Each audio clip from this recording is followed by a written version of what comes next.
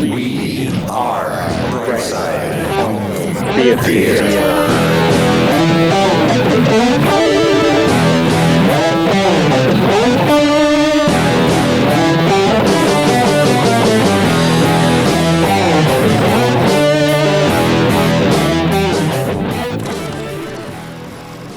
Hey, home theater nerds, welcome to the Brightside Home Theater Podcast. The Home Theater Podcast, it's all about the experiences, the sights, the sounds, the scenes. Did you almost forget, John? I was reading chat. I was reading chat. Yeah, there's a lot. Oh. I'm like, you're like, I was like, uh-oh. Is there a delay? About the Takeover Tuesday in chat. Oh, yeah. Came out super late. I just got it like that's great. Let's get to that. The audio only podcasts have been coming out delayed. I've talked to Martin. They're always scheduled to go out all of our shows go out at midnight of the day of the release. So like this one will come out Friday at midnight. So ever since I've realized we're like, literally around the world international, I'm like, let's just put them out at midnight and, people you're getting them in the afternoon, whatever, in Australia, whatever. But I don't know, the last couple of weeks, they're scheduled, but they're not actually clicking off and going. So today I forgot to check when I got up, and then I'm like, oh geez, I think PK was the first one to remind me, and usually by 6 o'clock, 7 o'clock in the morning, somebody in the world has told me, is there one today? And I'm like, oh crap. But here's the thing, everybody, and we don't talk enough about this here at any time, just go to brightsidehometheater.com. It's every podcast, day and date. They come out. All the MP3s are right there. You just click on it and you can get that right away, and you'll be able to listen to it through an MP3. I know it's not your podcast stream, but that one, because I upload everything to the website. Nerdy Legion does their version. I upload it to there. And then, of course, if we have a YouTube, it goes at the same time, midnight. But yeah, if it's ever not there, just go to the website and you can get the MP3 version right there. So sorry about that. Funny, and it's been happening for a couple weeks too. So I don't know. Like I said, I talked to Martin. He said he was going to look into it. He's the one that runs the Nerdy Legion for us. But so, yeah. So sorry about that. But just check there. And then if you see it's not there, hit me up. Just say, hey, where is it, Deej? And I'll be like, oh yeah, I got to check Nerdy Legion again, because it's not the first thing I'm thinking of when I get up in the morning. Nothing like a little bit of low-level harassment to get you going on a morning dish. It's not, but it's not, no. I feel bad it's not out. And actually last night when I went to bed, I was like, oh, I should wake up whenever I get up in the middle of the night, I'll check my phone. And because all I got to do is it's there and it says it went out, but it didn't go out. So all I got to do is hit update, so on how we do it, I can schedule it, or I can just flat out publish it. And if I publish it, it just goes out as soon as I click. So I schedule it. And then, a couple days later when it goes to go out, I go on and it says pending episode. All right. Oh, it says it's published. I just hit published and it goes out. So it's a weird funk. It's got a weird little thing to it for some reason, because it's been working for years for us. Yeah. So I don't know. So, but anyways, it's there. And, and of all things, today's with John Brock was a mess because John and I had issues with the recording, and that's part of the thing. It's like John Ciccone knows this doesn't go smoothly. We've smoothed out the bumpiness over the years, and John Brock and I experienced some bumpiness, and we smoothed it all out, and we had a good time doing it. And John kept apologizing, and I'm like, don't apologize. And I want people to know crap happens. So don't be afraid when you come on if crap happens. It's just what happens. It's technology. So let's just have fun with it. And John and I did. We had a blast. We got to hang out twice, like 2 hours each time. Second time was a little bit more talking and less fiddling with our gear, but that's not a euphemism. What have you told you about not fiddling with your gear when you're talking to strange men on the internet, Deej? Hey, Procstar's not strange to me anymore. No. Well, not now. Not After the last couple of weeks. Oh, man. So, all right. John, you weren't in the show yet, but we are opening with something big and huge regarding our donation for this month. But first, we've got 2 donations to go with. This one first from Paul, sent in $10 box of popcorn. Thought I'd throw that up there. So thank you, Paul. But which one of you gentlemen would like to read this one? Because I read it at home and then showed my wife, and I'm like, damn dust in this place is killing me. So do you want to take an attempt at it, or do you want me to do it? Well, I think that we know that John can't be punished via lines because we know he did those in advance. So as a late arrival, perhaps John should have to do it. All right, so it says, I have attached the receipt for my donation to JDRF. I hope it isn't too much. I was happy when you and Joe Klusnick announced that your show would be supporting JDRF for the month of May. I wanted to help. Having a daughter who has had it since she was 11 years old, I was planning on donating. When my mother-in-law, Charlotte, passed away this week on May 22nd, and it was announced that her wishes were for donations to be sent to JDRF, I knew I had to donate more. Maybe we should only ask Joe to only double half of the amount and call it good. $522 seems like an appropriate amount to donate for me because it is May 22nd. I am not looking for recognition on this, so you don't have to say my name, but you can say my daughter's name, Danica, if you feel it is appropriate. I guess I do. Who has a YouTube channel to help kids and parents with this condition? Diabetic Danica. She is a diabetes educator as a result of her life experience. Thank you so much, DJ. Sincerely Anonymous. Just a side note, Charlotte was 93 years old and a mother to 10 children, my wife being the youngest one. This is great knowing how the donation is going to be a great blessing. Yeah. So thank you, Anonymous. I know who it is. You guys do too. But wow. Yeah, that's I had to read it twice to figure out the 522 because I couldn't do math at the time. I'm like, wow, how did he come up with that? And then I had my wife read it, and she read it, and she goes, how did he come up with 522? And then I read it a second time. I was like, oh yeah, okay, I got it, 522.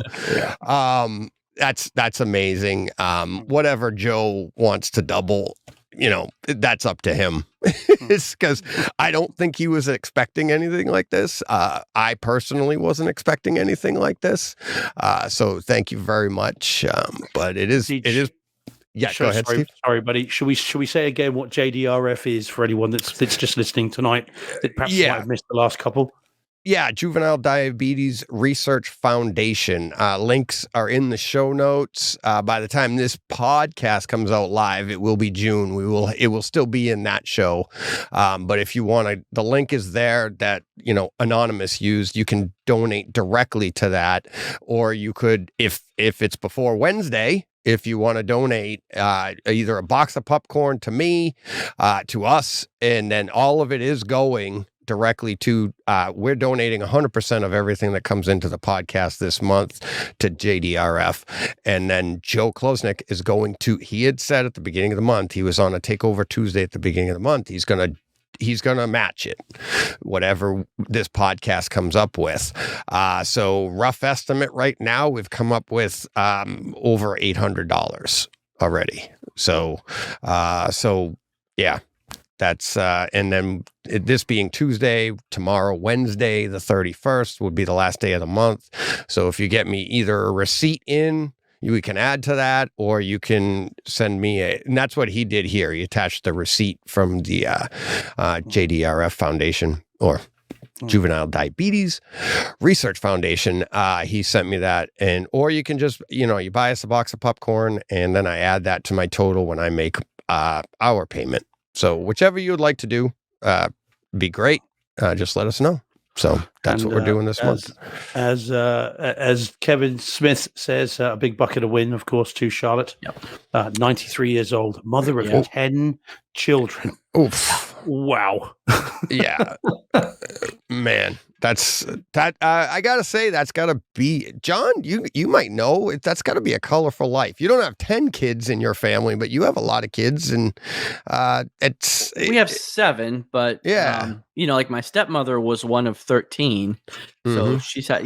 I've been surrounded by big families my whole life. Yeah. But yeah, we have 7 children, 9 grandchildren. So Yeah. It's almost a bus full. it is. It's a baseball team. There you go. The Arkham A's or something. That's right. Is We that could what field it a is? team. Yeah. But that just makes for such. I think just makes for such a colorful life. Mm. Just with never a dull moment. There isn't. There's Best always way to- something. And Yep. A lot of babysitting. I don't know how it is in his family, but there's lots of hands out. Too. Oh, let me just say that when you've got 10 kids or 9 kids, oh, yep. there's lots of hands Wow. out. But So, thank you, Anonymous. I emailed him and thanked him as well.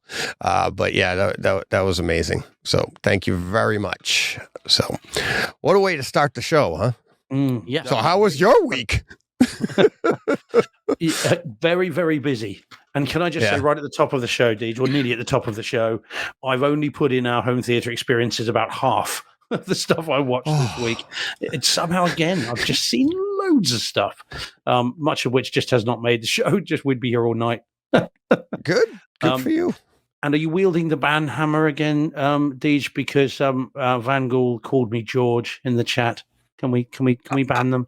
Oh, geez. Here we go. Did he? 5:03 p.m. But I'm not counting your time. Oh, okay. I missed that one. Let's guess what movie George has been 3 times this week. I assume he means seen. Well, maybe he's like those people like we used to call John Cirque people, or I'm Briggsy. So maybe he's just one of those people that calls people by their last name. No, Do you ever otherwise I'm think gonna of be that? Georgie, and then it sounds like it. So we can't be having that. Yeah. So I'll start calling John Cirque. That'll be a blast from the past, huh? Yeah, that's been a long time. Yeah. When was the last time somebody called you that? I don't know. Now, 1988. that's a name I've not heard for a long Yeah. Time. Yeah, probably. Well, of course I know him. I am him. He's me.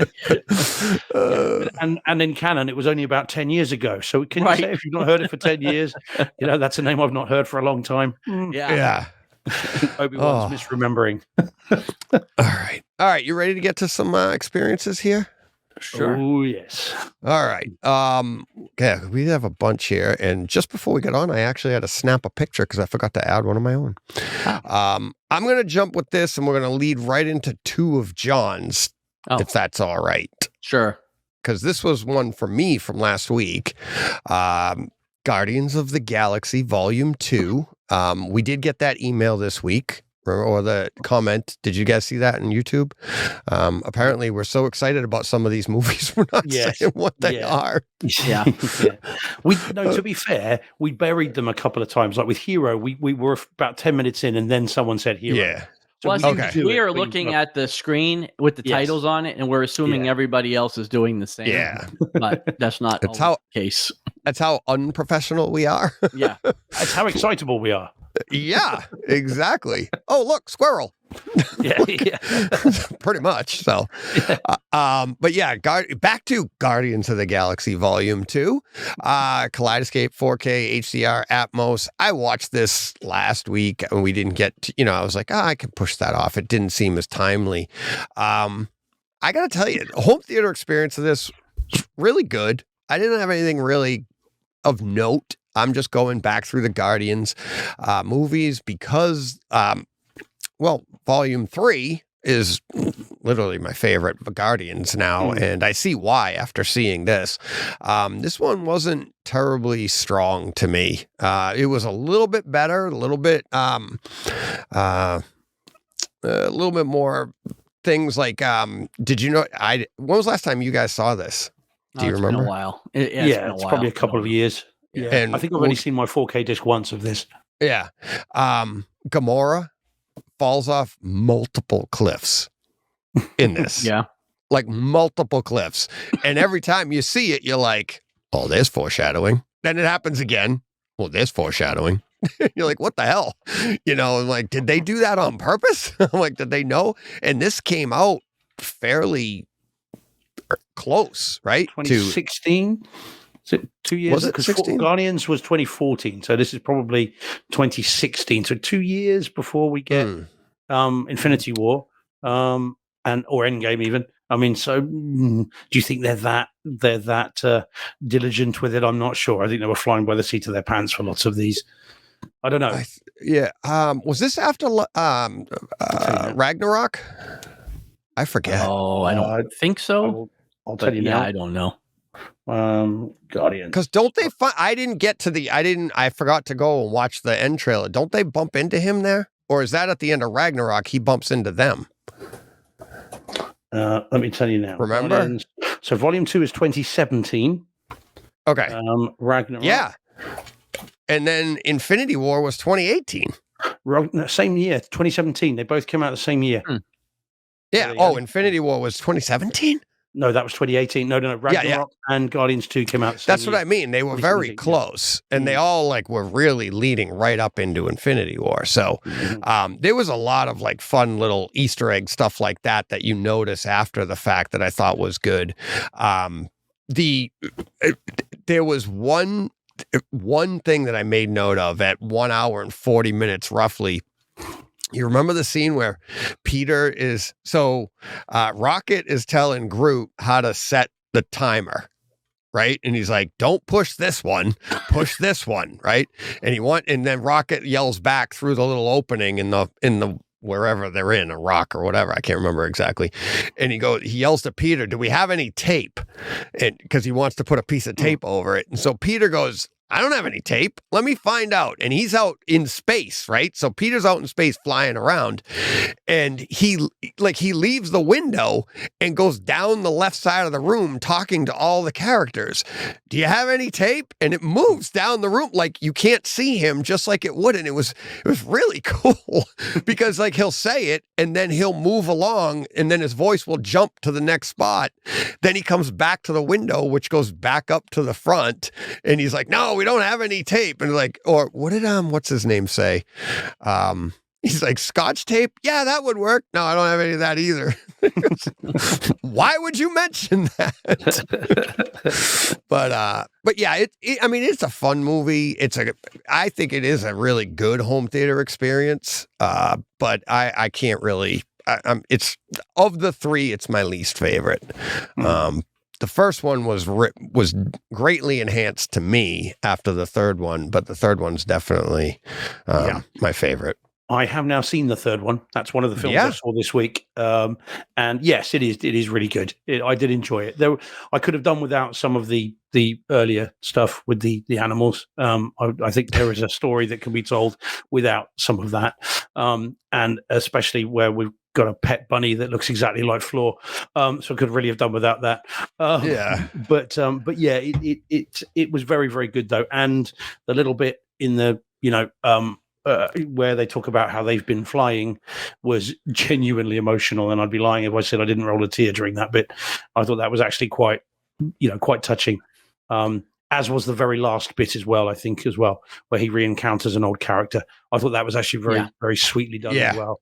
And actually, bearing in mind the last 2 or 3 years we've all been through, and many of us have lost people that we were very close to, that was actually quite a moving scene. So yeah, overall, I think you're right. I think it is the best of the three, even with the troubling elements about the animals.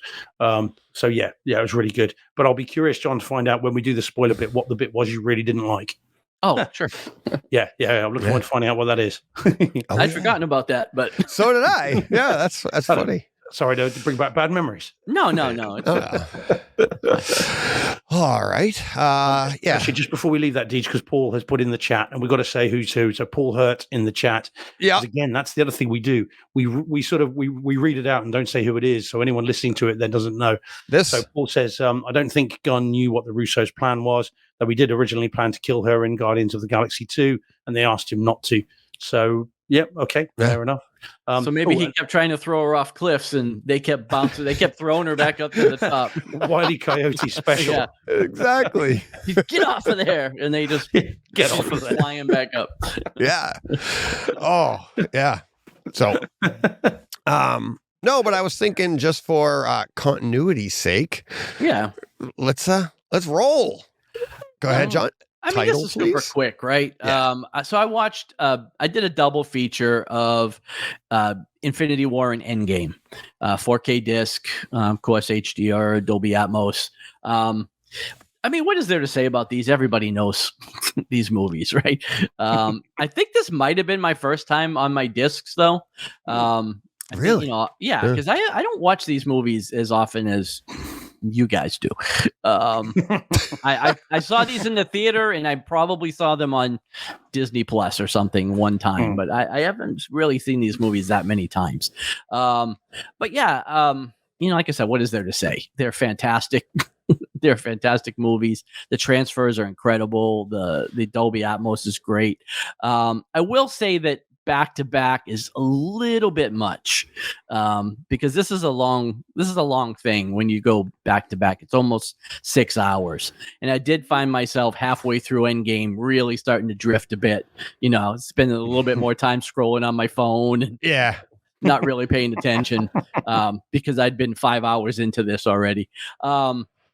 But yeah, I mean, like I said, I really didn't plan on spending a lot of time on these. There's nobody listening that hasn't seen these movies, on disc or Kaleidescape or what have you. They're incredible. I've said it many times, I think, really on the other show, but I view these as one movie. Like this is one event.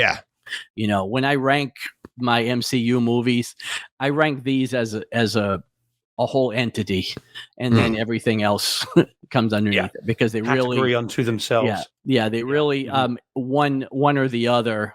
They're just not a complete. They're not a complete story. Although I will stand by, I've always maintained that I think Infinity War is just slightly better of the two. And I really reinforced that for myself again when I watched these.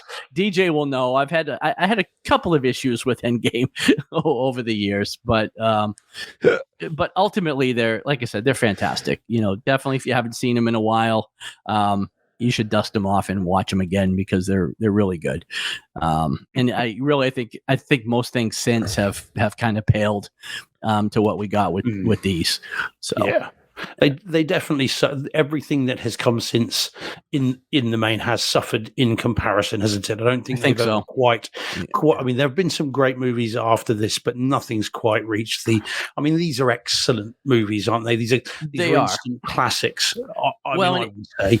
And it's an achievement. I mean, the achievement was just something we had never undertaken in the history of movies, right? Like nothing. Yeah. I mean, we have 9 Star Wars movies, but even that wasn't like what we got with this, 23, 22 movies, whatever it was. Now, not every movie was just completely dialed into this, to this narrative, but I mean, they all connected, and like, we've never seen anything like it. And I don't think we're going to get it again, even with the Kang stuff or anything that's coming. I just don't know that we're going to replicate what we got with these. So it was definitely something. Yeah, I think Marvel at the moment are saying Kang. Who's Kang? Kang? No, we've never heard of Kang. Yeah, who's he? Quite exactly. Although Loki entirely unrelated. Loki season 2 is going to drop soon, and they're going to have a big reminder. But no, these films are fantastic. I mean, I agree. The home cinema stuff's fantastic. When I watched these, when I got them on disc, because they came out the same day, I think, if I remember rightly. Did they? I watched the first one, then I had an hour lunch break, and then watched the second one straight after, and it was a day well spent. Right. That hour's break in between was enough to kind of reset a bit. And whatever else Endgame might have in terms of issues, and I don't think there are many for me. The portals sequence, and and again, we're not spoiling anything here. As soon as that hammer reaches, as soon as Patrick Stewart turns up, right? No, it's all good. But as soon as the hammer goes to the person that you don't expect it to go to, everything is forgiven, and everybody just hoots and hollers. And you could do that on your own home theater. It's and it still hits. That moment still hit even even though I've seen it a couple times, when it happens, it's still like, man, when he says Avengers Assemble, you get a little shiver down your spine. Yeah, quite. So The music too, the Portals music, when you get that drum beat, you just get that on, you get that doo doo doo doo, and then it's on your left, and then it's just absolute heaven, isn't it?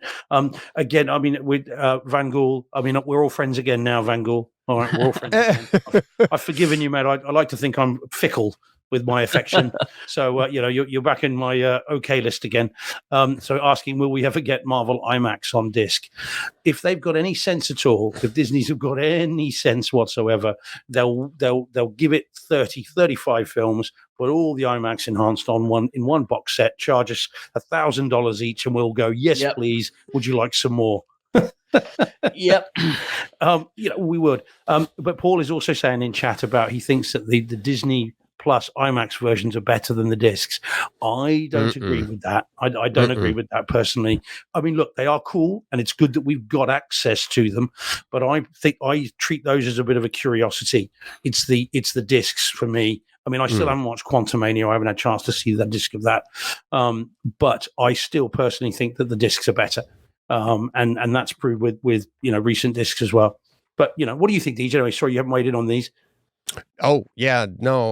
Let's first up, when these came out on 4K, I watched all 4 Marvel Avenger movies in a row that day. I planned to take the day off, and I was like, I'm doing it. And it's like, and yeah, John, I know how you're like, it's a little too much Avengers for one day. It's a lot, but it was fun to go through and do it. And especially at the time, I forget, but I feel like you're right, Steve. I think they did all come out in 4K at the same time after Endgame did.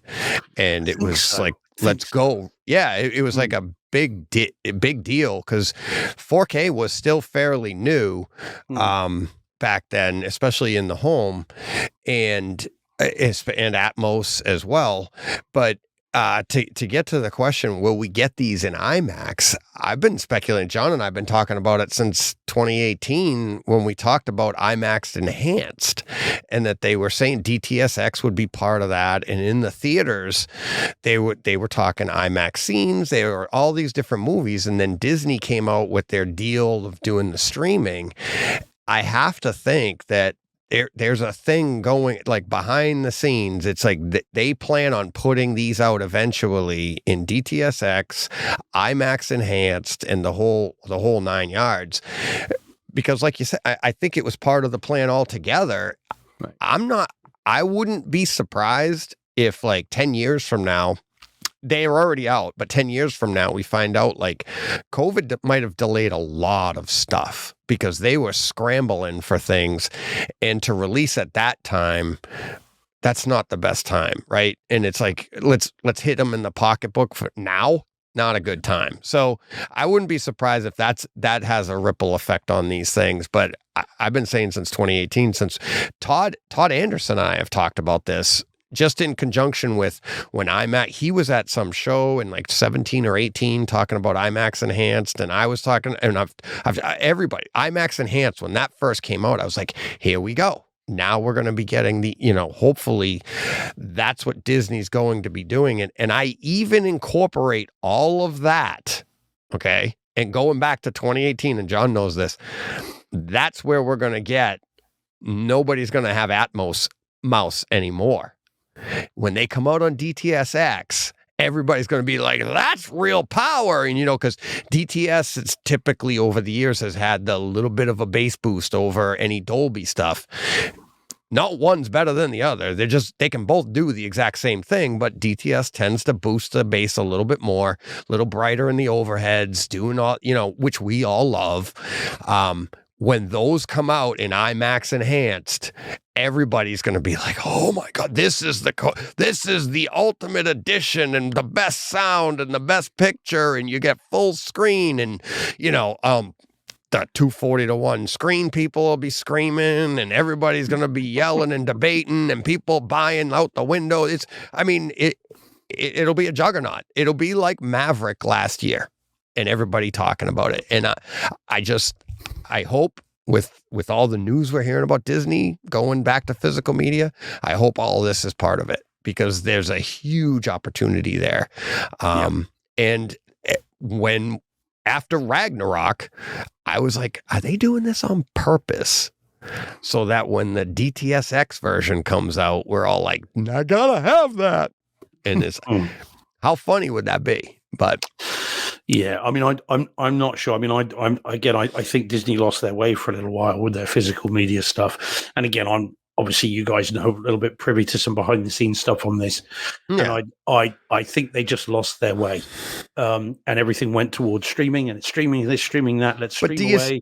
But do you see how I'm saying, like, COVID could be it? Could be it.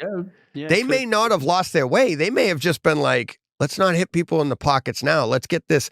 Let's put all of our chips to streaming, which everybody's staying home and doing anyways. Let's get that going, and we'll cash in when people start getting back to normal. Yeah, based on what they were charging for their theme parks and everything like that. I think. Well, the theme parks were closed. But I don't think they were that bothered about people's pocketbooks. Yeah. I mean, I think they're this not too concerned. Yeah, well, quite. I think this might be what they are now kind of being a bit more live to now. But yeah, I'd like to think at some point, whether it be just before the Kang dynasty, whatever the thing's going to be, or before Secret Wars or whatever we're going to get, that just before that, someone goes, let's do a James Bond box set style thing. And we'll stuck your IMAX enhanced in there, and we'll give you your normal ones as well. And as I said, you can pay us $1,000 for and it. Star Wars 77. And Mickey Mouse 22, and you can have all this stuff. We'll chuck it all together, and you can pay us. Willie 37. Yeah, that's it. Yeah, Lilo and Stitch 12, and then and it'll all be in a massive box, and we'll pay. We'll get a second mortgage to own it, and that'll be that. So we will see. Yes, Vangul just said a little bit slow there. So Volume 3 is better than Volume 2. Talking to Stephen. Yeah. Oh, Stephen, that's what I was going to say. Yes, is the answer.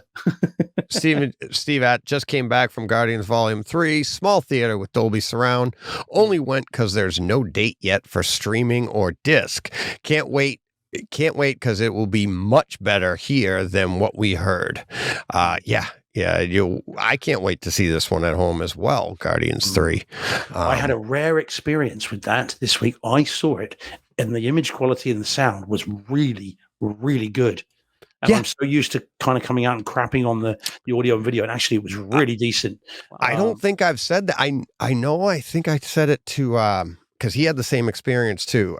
Mikey Schramm, he said the same thing. It was the audio that I got, and I went to the same theater I always go to, but for some reason the pans to the back and everything were way more engaging, and maybe because it was at times it was a little quieter, so you could actually get the pan. It wasn't so like the whole room wasn't alive. It was just like a nice whatever, but it did feel like a lot better of a sound mix in the theater. So I'm hopeful for, I know what I get at home is better than at that theater. So, and that one sounded really good. So, I mean, Smart Money would say end of July. That's probably when we'll get it on Disney Plus, and then a couple of weeks after that, hopefully on disc. We'll see. But that's probably what we're looking at. What was the latest one we just got, and we had no idea, and it showed up on Quantumania, and it just dropped on it. Like, it didn't go to Disney Plus. It's the first one that didn't go to Disney Plus first. It went to pay for streaming. You could rent it or buy it or whatever digitally. That's what it was. They're cashing in, and good for them. Good for them, because we're willing to buy it and support it. We'll get more DTSX. Poor Disney. The money is so tight for the poor lambs. Yeah. Well, no, I'm not saying support them. I'm saying support it, because if we don't, we're the only ones that want it. And if we don't buy it, nobody's going to buy it, and then they just won't sell it. And then we'll be like, why aren't they selling it? Because you never bought it. All right. Is that enough for our Marvel minute? Yeah. All right. Well, make mine Marvel. Yeah. All right, Steve, you want to do let's do this one. I don't even know what this is. Really? Did I not put that in the email? You did. I've never seen the movie. Yeah. Oh, right. Okay, John. Right. So this is either. Yeah. Popstar, Never Stop, Never Stopping. Never heard of it. It's oh my goodness. Oh, gents. Oh, you are in for a treat. Oh my goodness me! Right, this is Andy Samberg comedy. It's basically a mockumentary about it's basically taking the Mickey out of Justin Bieber, essentially. Okay. And this is a comedy about a guy who was when he was younger was in a group called the Style Boys, and then they split up. But he goes out on his own, and he is called Connor, and he becomes Connor for real. And the whole thing is a send up of people like Justin Bieber and the music industry. Gents, you will love this. It is an absolute classic. Yeah, Paul Hurt in the chat said very, very funny. This is an instant classic. Guys, I'm surprised you haven't seen it. I've never heard of it. Heard of it? Nothing. Have you got your ka-ching sounder, Deej? Are you looking on Kaleidescape right now? If you're not, you should be. No. I bought everything I bought last week. I still haven't watched. So, actually, no, that's not true. Not true. Okay. But yeah, it's very, very funny. It's an instant classic. Now, just very briefly, because this is quite an aside, you should see it, both of you, on streaming. Yeah, it's fine. However, what I really wanted to mention is I chuck this on as I do occasionally. I've seen it a number of times. I think it's the first time in the cinema room, this one. So this is it. So again, Never Stop, Never Stopping. It's on a Blu-ray 1080p and DTS HD master audio, which is still good. Okay, 5.1 DTS HD. It's still good, guys. All right. This might not be Atmos, Cocaine Bear, but it's still good. All right. Anyway, so Up Mixed in Neural X, and it's really fun for a comedy. But there's a bit in there that I want you to keep an eye out for if and when you do watch this. At 22 minutes. This is something you are going to love, these. This, if you're not already buying it, this will push you over the top. Okay, so about Kill Bill and the absence of sound in Volume 2 when they bury her in the coffin. Right, screen goes black and it's all just audio. Okay, and we talked about that in other movies as well, including The Covenant. So in this film, at the 22-minute mark, Connor for real is with his manager, and they're out having breakfast. And his sales of his album aren't going well, and he tells the people that are filming the mockumentary to stop filming. So the screen goes black, but the audio carries on. And what happens then is, and this will sound stupid as I tell you, but it is funny in the film, they are attacked by bees. And they then talk, and so you've then got subtitles coming up saying, "What about the bees? Look out for the bees!" And you've then got the bees all buzzing around the room, and they then said, "Look out for the queen!" And you hear this giant bee thing, and they then pull out a flamethrower and start. And again, it's all black screen. You can just hear it, so you get this very cool effect where it goes right around the screen, and it's pitch black apart from the subtitles and what they're saying. So I, if nothing else, it's worth seeing for that bit. 22-minute mark. It's really good, and I think you guys will love it. There's some very funny songs that again send up the whole thing. It's really, really very good. A classic movie, guys. So yeah, bye. It's $14.99. Still, that's outrageous. What a Kaleidescape? $43. Kaleidescape. Blu-ray. Yeah, I'm surprised it's still so expensive. I mean, this is a movie going back to 2016, 17, but it is a classic film, guys. It's bound to be on Netflix or Amazon. It's bound to be. Rent it, see what you think of it.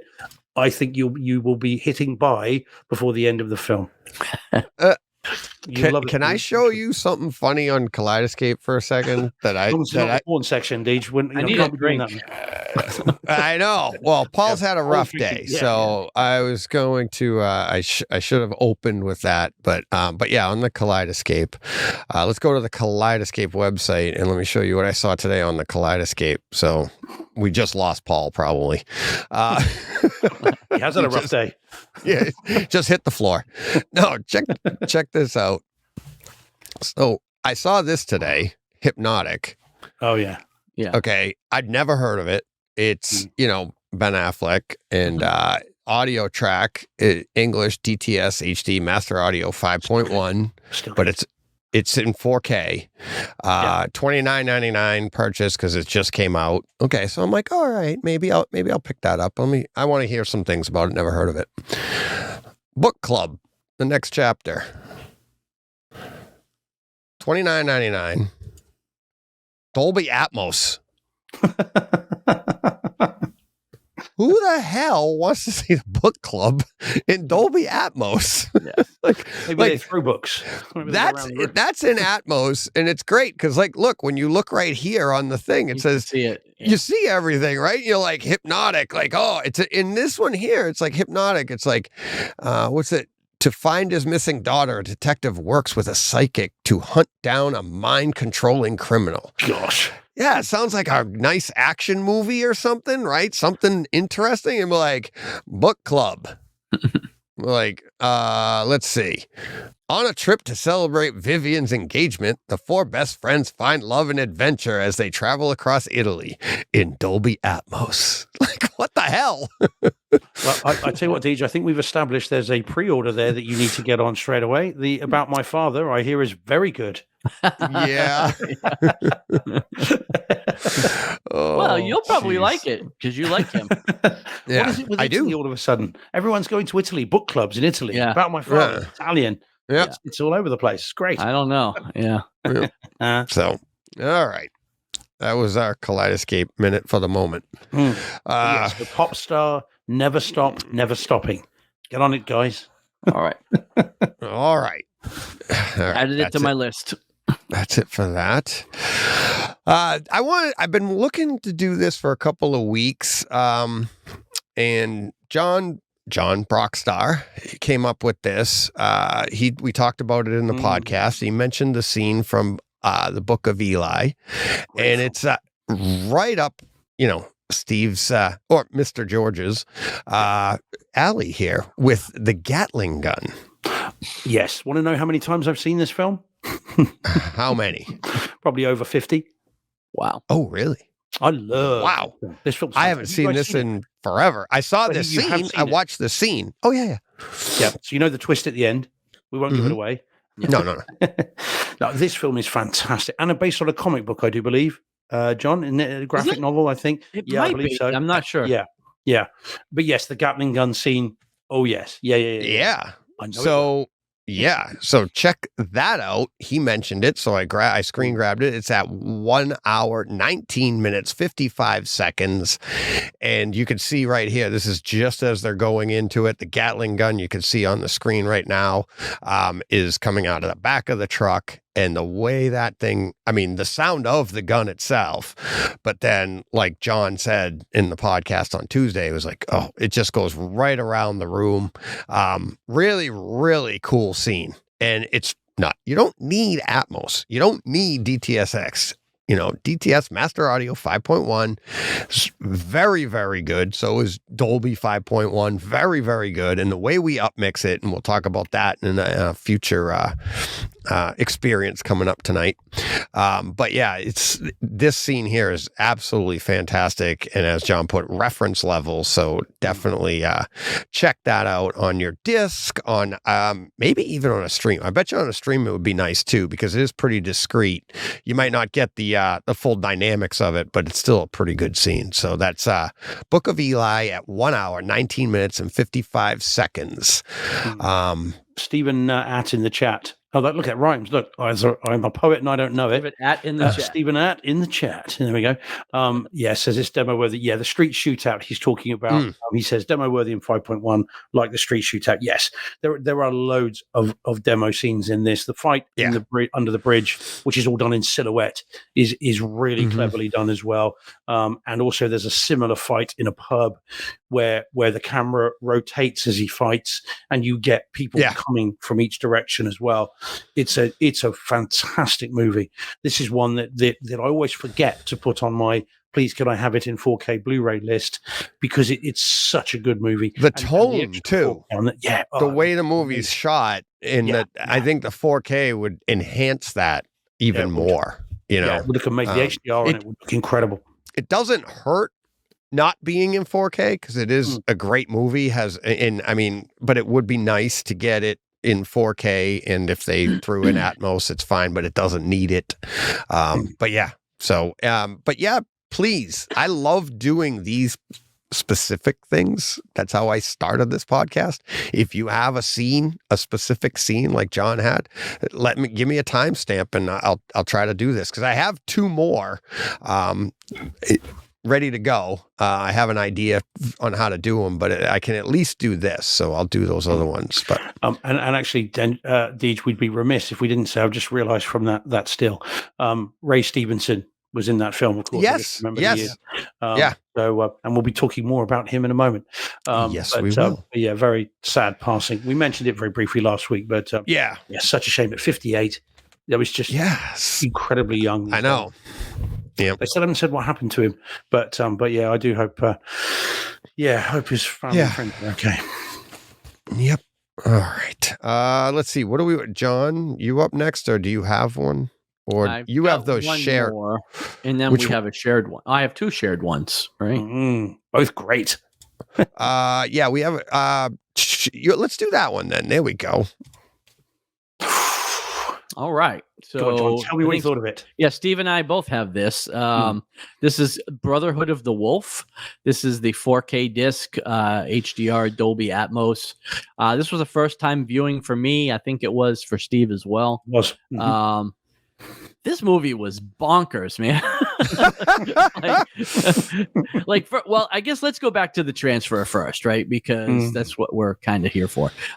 This is gorgeous. It looks great. The 4K transfer on this is fantastic. The sound is really, really good. Really good Dolby Atmos mix. I thought this disc itself was fantastic. Steve, agree, I would think. 100%. And I hadn't seen it either. From minute one, it looks stunning. Yeah, this could beautiful. have been shot this year. Yeah. And it's from 2001. 2001, yeah. Yeah, so 22 years old. Yeah, and it looked great. As far as the movie itself goes, without too many spoilers, but this was not what I expected from the title. I expected just kind of your run-of-the-mill werewolf movie, and this is not that. It's sort of horror, mystery, with a bit of love story, some kung fu. This has everything. It's kind of like your smorgasbord of movie genres. But yeah, I loved it. I thought it was great. But it is, like I said, it is all over the place. It's kind of crazy, but I loved it. I thought it was awesome. And yeah, and I'm glad that it wasn't what I expected, because it's nice to be surprised when you go into things. I agree. It's 153 minutes long. This is the director's cut, I think, isn't it? So it's directed by a guy called Christophe Gans, who is quite famous and he, in France and elsewhere. And I think this is still one of the biggest French movies of all time. So it's in the French language for anyone that hasn't seen it. And I think, John, you and I might have been the last two people on earth that haven't seen it. I think so. Yeah.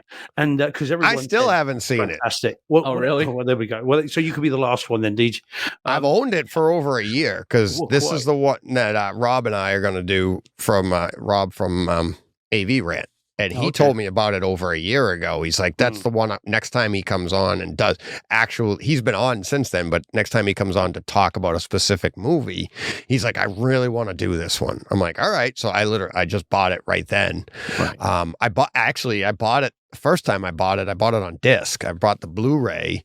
It was before I had a Kaleidescape, so that's how far back it goes. And it's funny, it was coming out, and when I heard it was coming out, I texted him, and so as soon as he gets an opportunity to watch it and I don't know if he has it in Canada. Now, has Kaleidescape upgraded to 4K?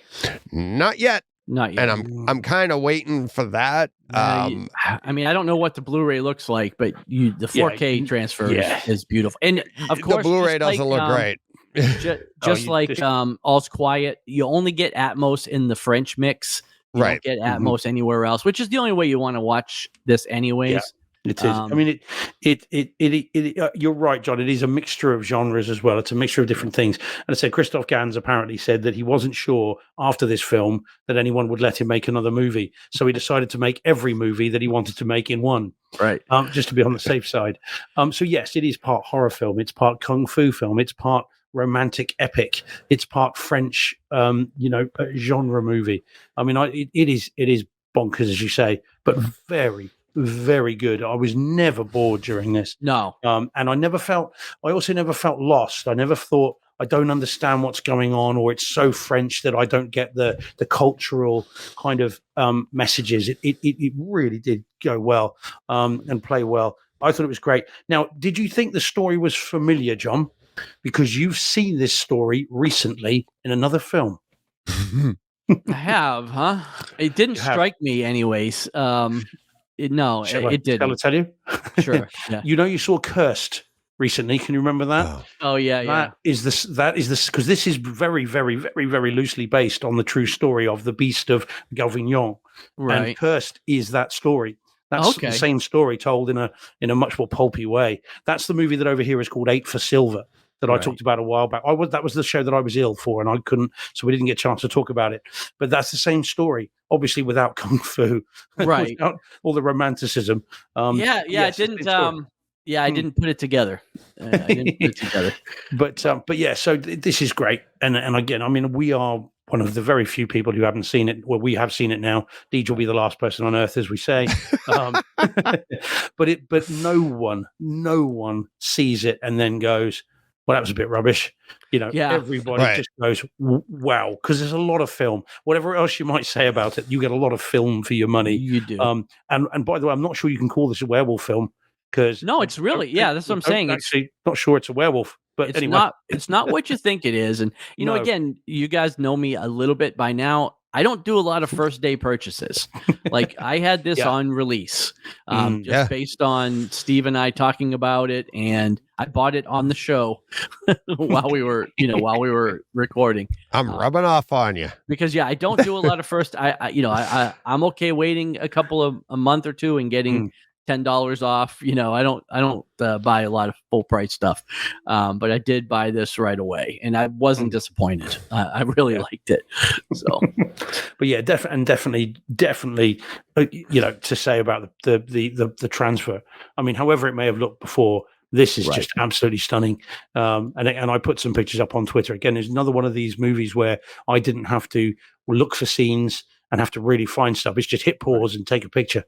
I mean, it just looks gorgeous from a movie 22 years old. That would have been a big budget movie in France, but it was not a big budget movie for Hollywood standards. Right. And yet it looks incredible. The pores, the individual hairs and details on the skin of the actors, Mark Dacascos, you can see every little bit of it. And when he's got his tattoos and his face painting and stuff, it looks unbelievable. Yeah. So I'll be very curious to see what you make of this, Deej. You said the Blu-ray. You said the Blu-ray. No, not good. No, same with everything you're saying about it. Big upgrade.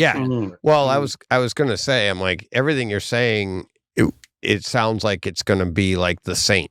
Remember I talked about The Saint a few weeks ago, and the Blu-ray on that was, as soon as you hit play, you're like, you see the speckles, you see like just, dirty looking film. It's awful. And it's the same with this. But then when you go to the 4K, it's just like pristine. It's like somebody cleaned the window and everything, and you're like, this is beautiful. So everything you're saying about it is like, it reminds me a lot of what I was thinking and watching when I was watching The Saint. So this was Studio Canal, Steve, right? Yeah. Mm-hmm.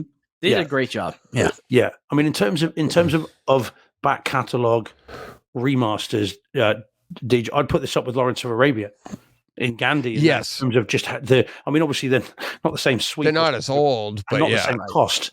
But it's certainly, it is absolutely stunning. It really is incredible. There's no faulting any of this in terms of. It's done a native 4K, so it's probably done right from original film, which is, nice because it wasn't shot digitally.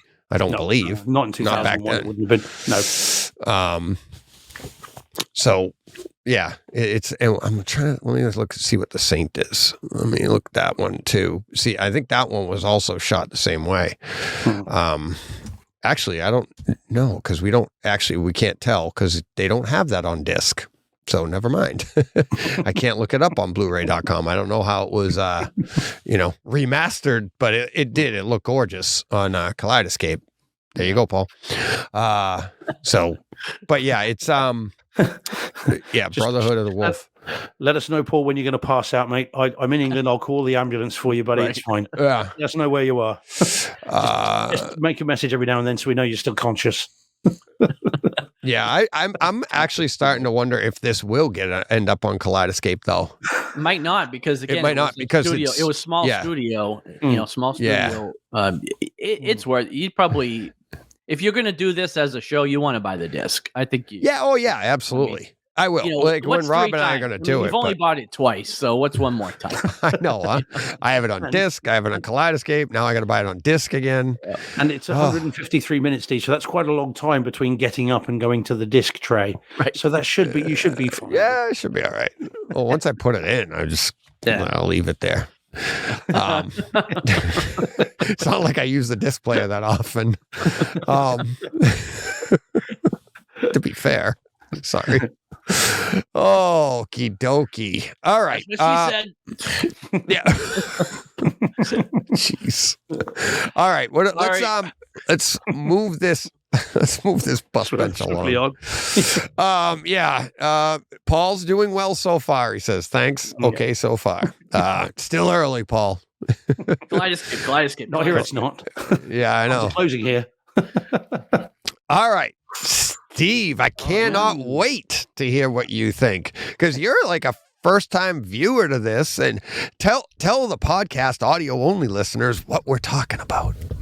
We're talking about Frasier season 1. No, sorry. Niles never looked better. Yeah, taking a 4K release. Yeah.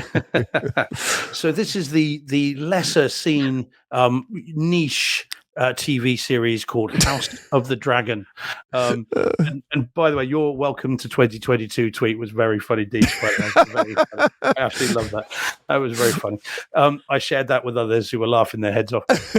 Okay, so so House of the Dragon. Who knew? Game of Thrones has got a prequel. Don't tell anyone. Okay. Yeah. So I've had this since its release in December. Yeah, I've had this since its release in December, and just could not get round to it. Everything kept coming in, and I could never get round to it. So finally, Saturday night, I sat down and started it. Boy, oh boy, is it good! Now, I've only seen 2 episodes so far. We didn't get I watched one, so Sunday night, and then one last night. It's fantastic. I'm really, really enjoying it. And a big dopey grin came over my face when, on last night when episode 2 started and that music kicked in. I did not know that it had the same theme music. Yeah. So once that started, of course, it was just a big dopey grin. Here we go. And it's got to be, mustn't it? If it ain't broke, don't fix it. Right. So just let's go with the music again. We're not going to better that. Let it go. So anyway, really enjoyed it. I'd been told that it was a bit talky. And I think I said to you guys before, one of my friends was like, yeah, it's really talky, Steve. It's quite slow. Talky? Is it? Like, what are they supposed to do? Yeah, but even isn't it acting? Well, there is a lot of dialogue in it, but it's dialogue that has purpose and it has presence and it's got portent and it's got weight and heft. I mean, it's riveting dialogue. There's nothing wrong with any of that. That's what I mean. Like, did they expect a show of mimes? Like, what do you mean talky? I think there's a lot of shows that are a lot of talk, but this I would never consider like these because you're so engaged, exactly like Steve's describing. It's like without the talky, what do you got? Like dragons walking around? It's not Aaron Sorkin, is it? I mean, it's definitely got more, more to that. But and as I said, the dialogue has meaning to it. It's not just talking for the sake of it. There is so much to it. So it was great. I mean, I was a bit distracted initially with the first small council meeting. I'm like, that's Rhys Ifans. Oh, look, that's they were in that. Patty Considine is great. Yeah, well, of course, who I've met, as I've said, he's a friend of the show without him ever having been on here. Right. And because he's been in so many of the movies I've reviewed. And And so but it's great. Episode 1 and 2, fantastic. Now, in terms of the home theater stuff, I don't think I've got to the bits that people say are troubling yet. No, like episode 7. Oh, fine. Okay, there we go. Then. I think it's like 6 or 7, and then there's a couple others after that as well. Pretty much from 7 through 10 are very, very all right, well, dark. there we go. Then. So, because I was going to say, because at the moment the dark stuff is beautiful. Right. The image quality is great. It looks even what you're going to get later is beautiful. It's just there was issues with just like there was, but again, when I watched it again on disc, I didn't have nearly the same trouble as I did on the stream. I think you'll be fine, Steve. Yeah, but you'll know when you get there though what scenes the people were talking about. Well, in terms of the look of it, it looks exactly like season 8 of Game of Thrones. It's like they finished one and then just started shooting this. It looks exactly like that, albeit with a little bit more scope from the beginning with the aerial shots and obviously the dragons and stuff. So it looks great. It sounds lovely. Again, the dragons are doing exactly what they did towards the end of Game of Thrones, and you've got these flying over the screen and coming across the ceiling, and you always know where the dragon is in any scene, even the one on the bridge where the dragons, there are 2 dragons, aren't there? One on one mountain and one on the behind them, and you can always tell where they are because you can hear where they are, which I think is quite a nice little touch. So that threat is ever present, even when you can't see them, which I think is quite cool. So no, I'm loving this so far. 2 episodes in, and had we not been recording tonight, I would have been watching the 3rd and 4th and everything else, and I will be tomorrow. It's very, very good. Who knew? Why didn't you guys tell me that it was really good? I mean, what the hell, guys? Sorry. Well, we're gonna help. Van Gogh. What does DJ use again? And then we're gonna help Paul out here because he's about to hit the floor. I got this on Kaleidescape as it was coming out. If you guys remember, means as a disc player, Deej. I think he's talking about Brotherhood of the Wolf and the disc player. I'm not sure if that's what Van Gogh means. No, because I know Bill did ask what I might need to jumpstart his disc player, and I have a Panasonic 820. This actually dropped on Kaleidescape as it was playing. Like I think it was right after that episode. It was like episode 6 or 7 when you started getting it. And you could talking about it. Yeah, and I was like, oh wow. So I got to they didn't drop until the day after on Kaleidescape. So this would come out on Sunday night, and then Monday I would have it on my Kaleidescape, and that's how I watched the rest of the season from then on out. And it's so much better than the stream. The streams are nice. They're so much. They are nicer than they've been, and they're improving a lot. Especially now, HBO. Was this in 4K stream? It was 4K. Yeah. The stream was okay. So this was better on the stream, even like as we saw it compared to, season 8, episode 3, the Dark Night, not the Dark Night, the Long Night, Longest Night. And that one there it wasn't 4K, it wasn't HDR, and that sent the world into a tizzy because it was like you couldn't see it. I saw things, I thought it was good, but obviously once you get to 4K and HDR, that one was when that disc came out. That season came out, everybody went right to that. And then they did the same thing here with, House of the Dragon, and it's fantastic. So I'm looking forward to, season 2, whenever that comes out, and hopefully they'll do the same subscription thing. They've done it with a few other things on Kaleidescape too. What else? Did Jack Ryan do it that way? Jack Ryan, I think I did it that way. Definitely worth picking up the disc of this, and like Steve did right away, and then waited 6 months. And then he got the disc on time. Yeah, day one. I bought the disc on release day. Yeah. Great story. Great. Yeah. So it's really well done. I mean, the other person that I watched it with, after episode 1, it was a 2-hour discussion about who is Dani's mum and great grandmother and grandmother, and it's like, is it her? Is it him? Oh, I reckon it's him. No, it's going to be her. We had the longest talk about which one it's going to be, and then after episode 2 again, it's this fun of kind of guessing where this goes, and I'm sure we've got no idea. So it's it's great and really, really well told story. And also everybody in this are horrible to everybody else. They really are. It's not it's not an advert for humanity, is it? No. No. No. Well, it doesn't get better. No, I've no doubt. Oh no. Everybody Definitely is not. properly horrible to everybody else. Yeah. And we love it. Yeah. You'd never want to meet any of these people in real life, would you? Not these characters. No. No. That's why I live in the woods. Not a place to go and visit. Exactly. All right. All right. Let me. This is going to be very quick, everybody. Oh man, I love this movie. Deej, no. Why? No. Save it till next week. Oh, Really? I've got the 4K disc coming on Friday. There's a 4K disc of this? Yep, it's coming from Germany. Oh boy. Yeah. You can All save right. it if you like. Apparently, it's very I'll good. save all my comments for then. oh And it's okay. in Dolby Atmos as well. Blu-ray.com. I got says some it's home very good. movies that would probably deserve it Hey, more. don't show those again. Oh no. Save it to Let me next just.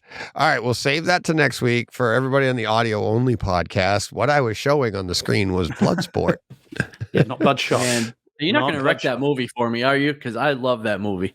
Well, I haven't let me. seen it in 20 years, but Yeah. Remember Conan? Not that bad. And I actually put that in my notes.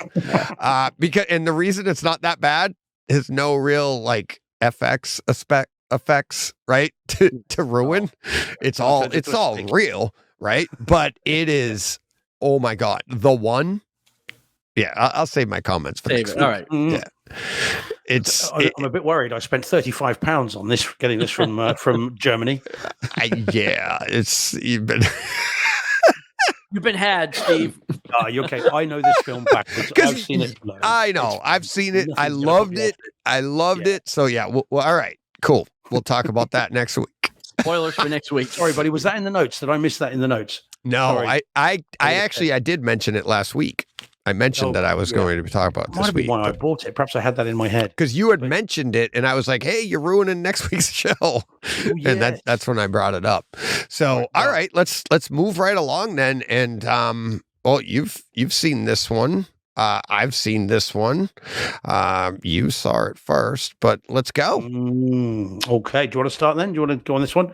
Yeah, absolutely. So we're talking Punisher Warzone. And what year was this one out? 2011. 2008. It's 2008. Was it? Wow. Yes, because the reason I remember is it is a Marvel character, and this came out the same year as Iron Man. Yes. But it's on Kaleidescape. It's actually in 4K and Atmos. And you saw it in what? Yours was 1080p 1080p and 5.1. Yeah. Yeah. Obviously, I'm mixed in Neural X, but yes. Yes. So this is the one I had mentioned earlier that this is where I think you'd almost have proof in this particular scene that I'm going to talk about that when they upmix these or they give you an Atmos track, it's really just, all right, we're going to put it through the computer and tell it, upmix it with Dolby surround, just like we do in our homes when we get a Dolby track or a DTS track and we want to have object-based sound in our room. So there's a scene fairly early on in this movie where a character hangs from a chandelier and fires the guns. He's got 2 automatic rifles in his hands, and he allows like the kick from the rifle to spin him around like a fan. This scene would have been in a true object-based surround would have been amazing. If they had remastered this with a true Atmos track, you would have had the sound going around the room exactly the way it should have, because that's what they were showing you. But it doesn't. It still sounds great. You can hear bullets flying all around you, but it doesn't rotate the way the character is rotating. And it was, like I said, it's not a knock. It's just, I think that if it was a modern object-based track, that's what we would get. And I don't think there's any way for our systems to upmix and say, spin the room. Because all it's basically saying is it's like, okay, we have sound at these speakers and, it's just upmixing it. So, but yeah, I thought the 4K I thought was great. Let me back that off. It was really nice. It was really nice. It was clean. I didn't find that there was excessive detail or anything that you got it's a high contrast movie to begin with. But it does play well in the 4K. The Atmos, as I was just saying, it is strong. I think it's just it's upmixed, and that's probably what Steve's going to tell you what he felt the same thing. It's got nice bass in it. Not sure you see how far, like we were talking with Endgame and what Marvel has done, and Christopher Nolan, to be honest with you, and now Matt Reeves have done with comic book movies. This one here, when it first opens up, Steve, wasn't it just like, I don't know, the last time you saw Spider-Man or you saw, or Hulk, the first Hulk movie, right? They all start with those images on the screen. It's almost like backstory images on the screen with a certain type of music. And you could, it's all like, it like very formulaic, and you can see like this is how they're trying to make these Marvel comic book movies, and that's the first thing I thought of. And I'm like, it's just like the beginning of Spider-Man movies, the Tobey Maguire movies. But yeah, it's I had a lot of fun with it. It was good, watching Ray Stevenson in one of his starring roles as a comic book character. So. What did you think, buddy? Well, I that's the scene. Of course, you can see it on there. Look, that's him upside down. Yeah. So realistic. Yeah, well, indeed. I mean, there's very little about this film that's in realism. Again, we're talking about 25% realism from last week. Oh, yeah. About 0.2% realism. So I only put it on again because of obviously what happened to Ray Stevenson, and the same day, there are a number of movies I think of and series with him. He was in RRR, of course, but he was also in Rome, is probably the best that he's been in. The two series of that are absolutely incredible TV. And I didn't have time for that, so Warzone it was. Now, I think this is the first time I've seen it in the cinema room, because if you had asked me before I put the Blu-ray in, I would have said to you, there's a lot of black crush, it doesn't look that great, the audio's all right. And then I put the disc in. And when I started this up, I was blown back in my seat by how it looked, how it sounded. The movie is the movie. A lot of people don't like it, think it's kind of very just too over the top. It is fun. I think I think Ray Stevenson looks like Frank Castle from the comics. He kind of behaves like him. How you'd imagine it. But the home theater stuff was way, way better than I remembered it being. Now, again, so I preface that with those comments. There is Black Crush, but not much of it. The look of it still looks amazing. And there are bits of this. I said to you briefly last week that when I was watching it, I was amazed that it wasn't 4K. I was almost thinking, because it is out in 4K over there, it's not out here. There's a 4K disc available, which we don't have yet. It's just upscaled, though. It's an upscaled 4K. That's probably what we have on Kaleidescape. So, well, the Blu-ray though looks incredible. There are shots from close up on eyeballs, and there are shots where every pore can be seen again. All the little capillaries in the eye, you can see all that, and it looks fantastic at times. It really does. And then I think the audio is.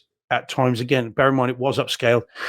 Looks great, sounds great. It's kind of what you want it to be. There's quite a fun bit where a free runner is sort of jumping from one building to another, and he hits him with a rocket. It's in the trailer, I think, and that comes over the room. It came over the room. So that was quite a fun little thing.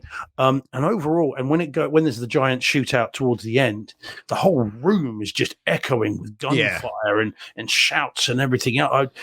I was really, really impressed with this for 1080p DTS HD MA 5.1 Blu-ray. This was actually really enjoyable as a home theater experience, which I was not expecting.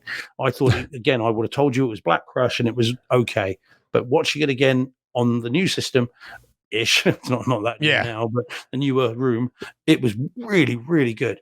I really enjoyed it. And so, if you guys, anyone listening, anyone watching, if you've got the Blu-ray, and a lot of people will have it, bearing in mind how long ago it came out, then chuck it back in, give it another watch, and let us know what you think.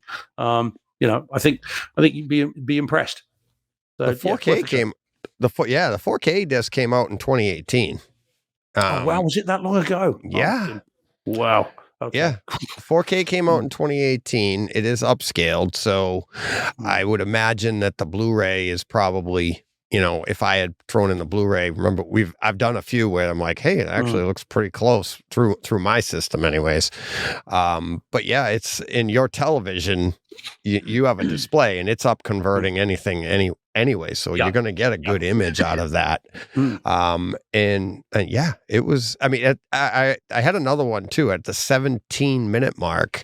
The bass in the score, it was really not like it just had a nice reverberation with each note, and I was like, oh, that is really cool. There's a lot of fun in this movie for the home theater experience. It's way, way over the top. Yes. I was thinking while I was watching it, it's like it kind of made me want to go back and watch the series, the Punisher series from Netflix, which now is on Disney Plus, I think. Yeah. And I think that's a better story. Much better played out. But this here, it has, I mean, from beginning to end, it's like, I can't remember how long it is. It's not very long. It's like a little over an hour and a half, right? Something like that. Yeah. So and it's just good time in your theater. And, but yeah, don't expect a lot of great acting.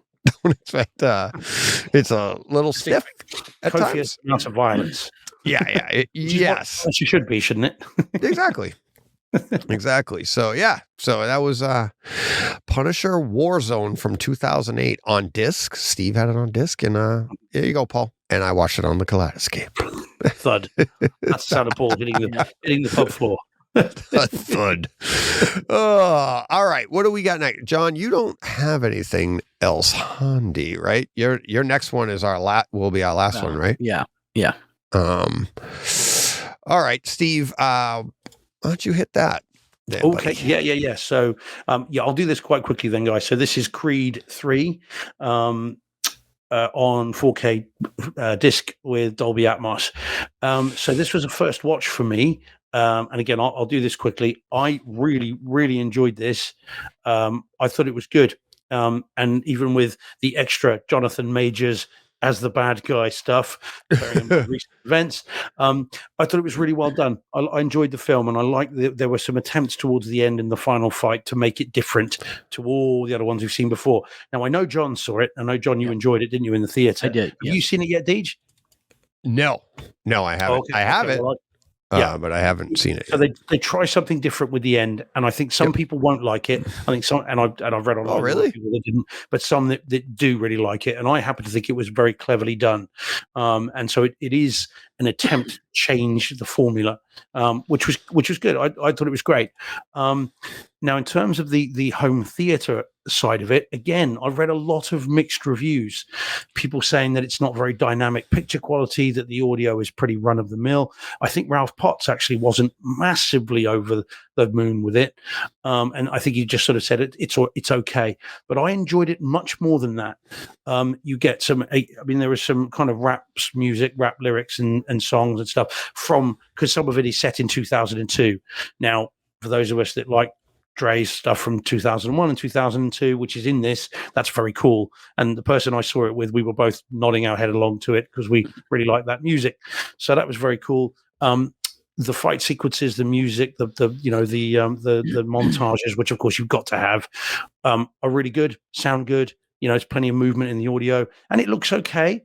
There are some close-ups that look really nice, but generally I suppose it is a little flat at times, but not enough to put you off buying it. I mean, I think it's a stylistic choice. I mean, obviously, it's Michael B. Jordan's first directorial movie, and it may be that he's, still finding his voice directorially. But I think it's still well worth getting. It's well worth seeing, and compared to buying it on the Blu-ray, get the 4K disc. So I enjoyed it, and I look forward to watching it again. It was good and a worthy movie of the first two.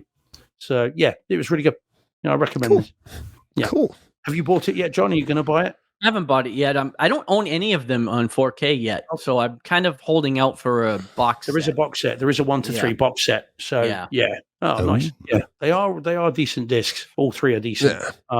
So yeah, but I'm curious to see what you make of this, Deej, when you do get around to it. Yeah. Chris said finally got around to this as well. I was a bit mixed on the end. So yeah, and I get that. A lot of people have been, but it is an attempt to do something different, and I was quite happy to go with it. But there it is. For me, this was just another one of those movies where I feel like they give too much of the story away in the trailers. Like, I wish we would have seen their relationship unfold in the movie without knowing how it was going to play out from the trailers. Yeah. And I felt kind of a little bit that way with Dungeons and Dragons. And that's why I try to stay away from trailers. But like, they really gave their whole relationship away right up front, and that would have been very interesting to see how it played out if you didn't know. Ahead of time what was going to happen. Well, not only did they give it away in the trailer, they give it away in that shot. Well, yeah, right. Of course, it's there, right? So it's front and center. I mean, I guess at the end of the day, right, they're two guys that are built like tanks, so they're going to be in the ring together at some point. But kind of like how they got there. I just felt like it was interesting. Yeah, it was interesting their relationship in the movie, and they just give it all away right up front. And I just wish they would not do. I know they have to sell these movies, but this is already Creed 3. You don't have to sell it. Like if I've liked 1 and 2, I'm going to see 3. You don't have to. You don't have to bait that hook for me. I am glad though that Jonathan Majors didn't turn out to be Clubber Lang's son, though. That would have been like one step too far. Yeah, and you kind of were waiting for that, right? Yeah. So I'm glad that was not the case. That would have been too far. Right.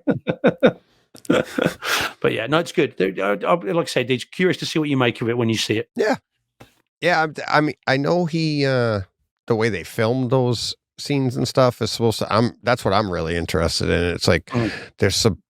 I guess some of it was supposed to be an IMAX enhanced. Oh, I don't know. Did you? I think one ratio. It's not. It doesn't change. Yeah, but I'm wondering if they'll ever come out with that, because I know some of those scenes were filmed with IMAX cameras and stuff, and that was supposed to be some kind of a big deal, like first, I don't know, sports movie or boxing movie that was filmed with IMAX cameras. There is definitely some camera trickery going on with the fighting. The camera moves in ways that are not normal. They're not. It's not done in a run of the mill way. So they have tried to do that. But as I said, without giving anything away, the last fight does try something different. Tries to make it more emotional and more internal. And hopefully that doesn't put people off. I don't mean that in a bad way, but and then you get what you've come for as well. It's not like you only get or you get both. Yeah. Cool. All right. Is that's everything, right? We can wrap up with our what I'm assuming is this week's title. No? Oh, yes. You think? All right. Yeah. We all oh God, no. Ruin my weekend, Teach. Don't ruin my weekend. I'm not gonna do it. All right. Let's go. We all experienced this on disc, but Steve is the only one to have experienced Raging Fire, and he's not a medical issue. Raging Fire in 4K with Dolby Atmos on disc. John and I, unfortunately, you could see we both have the 1080p version with Dolby Atmos. And there's John's image. So Steve, why don't you take it away? I have some thoughts on this, but and I'm sure John does too. But I almost want to hear what you two think of it first, because I know I love this. Yeah. It's not what I was going for. What'd you think of the 4K first off? All right. Okay. So, well, yeah. So Raging Fire, just so we know what we're talking about, the 4K on this, and the problem is, if I over egg this, you guys are going to think I'm showing off. But let me tell you this: it is fantastic in 4K. Okay. Now it was shot, as I understand it, in 4.5K, most of it, and I think that is very clear from the 4K disc. It looks beautiful from minute one. So it starts off in the storm with the arc sodium lighting, and you've got the rain and everything else, and then it flashes forward. It is razor sharp from the opening scene. There are details that are crazy. You can read the police badges that they are wearing. They've got lanyards around their necks, and they've got the badge, and you can read their names on the badge and can read the police thing on their lanyards, even in medium shots. There's an early scene around a dinner table where they're having their food, and you can see the individual weave of the cotton of the tablecloth, and you can see all that clear as day. And then, of course, you then get to the HDR. So there are shots that are at night. There's a fight sequence in a sort of shanty town or a slum town at night, and so the HDR kind of plays with the sort of yellow and orange lights of that. And then a final fight in a church where you get again the stained glass windows, and you get the kaleidescape, not that kind of thing, kaleidoscopic. Put your drink down, Paul. Get that drink out. Put it down. Put it. Step away. And you get a kaleidoscape of colors through the stained glass window, which the wider color gamut in the HDR really brings out. This is in terms of the 4K disc. Sorry, guys. I mean, and I'm just saying what I've thought about it, and I've been saying to this to you guys. That's what we asked. Yeah, no, I know, but don't feel bad. Not taking the mickey. The 4K image quality is reference for me. You know how we talked last week about Train to Busan, John, and you mentioned that it's like that, but then some. It's that plus. It is awesome image quality. Wow. And the sound I found was really, really good. Really good. It opens with this storm. You've got the rain overhead, the heat style, bank heist. You've got guns, bullets zipping all over the place, and it's all going crazy. And then you get the fight at the end with again in the church with the thuds and the thumping of the punches and the kicks. I think the audio is very, very, very, very good. Perhaps not reference because it doesn't go really super deep, and it's not at times it's as enveloping as any other top of the range 4K Atmos disc, but it's not quite reference for me, not quite, but the video is for me.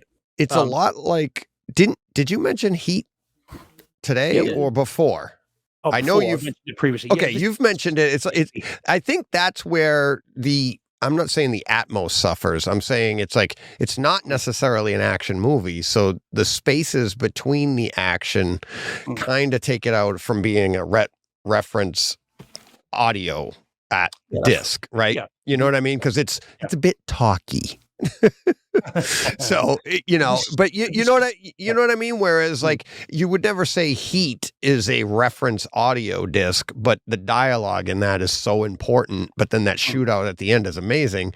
But then you watch Ambulance and you're like, yeah, well, that's just a natural disaster of sound, and it's awesome, right? That's what we're looking for. This falls more in line with Heat, maybe a little bit more dynamic a lot more dynamic, I would say, than Heat. But I think it's a really good Atmos track. Don't let it dissuade you because we're not like, oh my God, it's amazing reference audio. No. But I would like to say, Steve, I'm I think you're only as good as your source. And what I saw, I kept checking. This is another one of those movies. I think I told you this last week after the show. I'm like, this is one of those movies I kept checking. Is this a 4K disc? It looked absolutely, the Blu-ray looked absolutely amazing. I actually said on the scene at the mall shootout, it's 17 minutes into the movie, right? So they got, you got your guns with the laser dots on it. You got lasers going everywhere. It's dark. They're in it. I think it's closed, so it's very dark in there. It's nighttime. Think the Batman. It was that kind of a tone, right? Very dark. but then there were bright fires going on inside, like just burnt. So, I mean, a lot of great detail in there. And I kept saying, I'm like, the HDR is amazing. I'm like, oh yeah, this is just 1080p. This is, and it looked really good. That also had, I think that's the scene. It had really fun camera work. Didn't they have like the shoulder mount camera of some of the characters coming through? Almost had a video game type feel, first person shooter games as you're going through that particular scene. But again, we've said it before. Listeners have asked, is it because of my video processor or something like that? So that's what I think is interesting. I want to see John, what did you think of the picture on this? I was going to say, yeah, I obviously haven't seen the 4K disc, so I have no reference to what you were seeing, Steve, but I thought the picture was very nice as well. Now, again, I was probably somewhere in between DJ and his Lumigen and, Steve with the 4K, and I probably had the worst picture of all three of us, but I still thought it looked very good. I don't know that I wouldn't have classified it as reference quality picture. So again, I probably wasn't getting the same image quality that you guys were getting. But kind of having been on the off-air conversation we had last week after the show, where DJ you were saying you thought that the audio was a little bit weak. I didn't think so. Like, that's right. That's this one. Yeah. I didn't think it just didn't go as deep.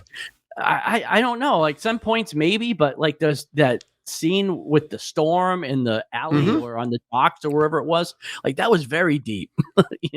So and some scenes were, and like maybe there were some scenes that again, I don't take notes on scenes, so I don't have anything to fall back on, but I didn't feel that because I was listening for it because we had that conversation. Right. And I remember thinking that I thought the sound was pretty good. So that's a great point and and I'm so glad we had that conversation last week for you to be able to experience this. Now I want to ask you guys, when I said that to you last week, so to let the listeners know what we're talking about here is I had made the comment off air after the show. We were talking, Steve and I had already seen this, John hadn't. And I was saying that this isn't it's clearly not a Disney film. It's not put out by Disney. But I had said to John and Steve that if this was put out by Disney, people would be probably criticizing it for lesser in the audio department and a little bit less of the bass. And I wanted to see what they thought. And obviously John hadn't seen it before. Steve had. Steve didn't necessarily agree with me. Now here's my question though. And you already mentioned it, John. You're like, I was listening for it. That's what I'm talking. It's not something you can listen for. It's the feel. It's the booms. There's some thumps that I should have been feeling that I wanted to feel that weren't there, that I don't mind. Clearly that's not what I'm about. I am not this person, but I thought it was a great track, but I would be able to admit, it doesn't go down as low as some other tracks do. Now, if you're not used to getting that in your theater anyways, then you wouldn't be missing it. You know what I mean? And it's like, and that's, we've talked about that with your open space. I don't really get it. Yeah. Right. So now, Steve, you have an enclosed space, but I don't know how low your system goes. I don't know. Like, are you used to getting big rumbles up through your seat or punches in your chest in your theater? Yeah. I mean, absolutely. Funny enough, watching Into the Spider-Verse yesterday, the whole film was like that. You're feeling it all the way through. So yes. But having said that, and again, I agree with you about I'm in the middle of you guys now. I mean, because I think the track is very, very, very good. It's not quite referenced because you're not, you're not Saving Private Ryan, you're not Lucy, you're not these sorts of, again, Into the Spider-Verse, you're not like that. But within the confines of these kinds of movies, bearing in mind, because this I don't think is a genre movie, I think this one is a genuine attempt by the filmmakers to make a complicated-ish, textured, layered cop movie. I think this is going for heat. and then some. This is not a "you killed my master and my Tiger Crane style is better than your, Duncan Master style." This is a genuine attempt to make an adult movie that's got layers and texture to it, plus all the martial arts stuff and the shooting as well. So I think within the texture of these kinds of movies, I think the audio is really, really good. But yeah, it again, as I said, I wouldn't put it as reference. Not quite, but it's pretty close for me. And again, John, exactly as you say, the storms, the fight sequences in the hutongs, in the slum area, that's got serious engagement and envelopment, and you feel the punches and the kicks and all that. And when the guns go off, that there's a gunfire going. There's a gunfire or a gunplay going on. So yeah, but the video is great. What did you think of the film, though, guys? Just so I know, because I love this movie. Oh, I liked it. What did you think of that? I really enjoyed it. Yeah. Good. I was a bit puzzled by the random drops into English, Yeah, because, but it's a Hong Kong movie. Right. Yeah. It's a Hong Kong movie. It's all in Cantonese, I guess. Yeah, I believe so. Yeah. Mm-hmm. But yeah, just randomly, they just drop a couple lines in English. And I was, it kind of took me out of it every time that happened. Not even lines, words. Like in the middle. Yeah, it wasn't like a whole line in English. It'd be like everything is in like, what is it? Mandarin, Chinese? I don't know what. Cantonese, right? And then they'd be like, please. Right. like they're saying like pass the pepper in Cantonese, and then at the end it says please. It didn't take me out of the movie at all. It just struck me kind of every time it happens that I thought it a little odd. But I think that is actually verisimilitude. I think this is going for realism. Bear in mind, Hong Kong was a British territory until the 1990 something. So the idea that they would be bilingual and that they would be things like okay, please, as you said, yes sir. They say yes sir a lot, don't they? Right. And that would be very common until then for them to move in between the two. I suspect, I don't know, but I suspect that this would have been, they've had someone, the screenwriter's been in, has gone and done ride-alongs and spent some time with the Hong Kong police, and I suspect that is very realistic. I would not be surprised to find that's exactly how it is. So it didn't take me out of it. It's a bit odd if you haven't, if you're not used to it. I just wasn't used to it. It just struck, like I said, it just struck me a little odd. Yeah, but because it wasn't an English-speaking character that was doing it. No. Yeah. But then I look, when I'm in Spain, I drop into Spanish and English, and I swap between the two all the time. And we used to, as a family, when we were over there, we'd be talking normally in English. And then even to this day, as a family, when we're all together, we will use random Spanish words just because that's how we converse. Right. I think that the story of this is genuinely an attempt to make a serious movie. I really enjoyed it. I absolutely love this movie. And for me, even as much as I like the Ip Man films, I think this is probably my favorite Donnie Yen film. Really? And I have seen John Wick 4 now since last week as well. I haven't seen that yet. Great in that. I was very good in that. I'm still trying to schedule that with my son, John Wick 4. But it's a long film. Very good. I know. That's what made it hard to do. It's like, and if you want to talk about lack of realism, have a look at that. Well, yeah. I said that a few weeks ago when I talked about it. But this is great. I really like this film, and this is a film that I recommend to everybody. I don't think you have to be a martial arts movie fan to enjoy this. I think if you like well-told stories, and if you don't mind subtitles with the occasional English word, then you're then you're all good. And this really should be seen by more people. This should have been a crossover film. This should have gone into the mainstream more, in my view. But I would say that. So let's see. Yeah, and Steve Ad has, there are good scenes with some bass rumble at 146.20, a gun battle, and 148.50, the grenade explosions. And there are some really good scenes in this, good bass in it. But it just doesn't have that extended where you get the real nice punch. And that's the stuff that I think people are, I don't know why, but people are really focused on Disney right now. And I'm loving, I love this track, and I loved Ant-Man and the Wasp. And I love, they're good tracks, good bass. They don't all have to be Lucy, and but people are just like, oh, I want a little bit more. And it's like, well, okay. And that's what I had mentioned to you guys last week. I'm like, I feel like if this was a Disney film, people would be like, oh, there should be a little bit more. But it is. It's like you said, Steve. It's like it's plenty there. It's just not. It's not Lucy. Would you want every film to be like Lucy? No. I mean, because I don't think that would be comfortable. And also, it's not going to do your equipment any good or the foundations of your room or house or drywall. Right. You're going to crack the plaster on these things. So you don't need that. You can, not every film requires it. Not every film wants that. And I think that then that way those films that do it stand out. I mean, King of Monsters is another one. It's one I always think of because in the opening couple of seconds, you hear a footprint go and the whole room shakes. Yeah. I've had to, little viewing buddy wants to rewatch all the modern Godzilla films, which he hasn't seen.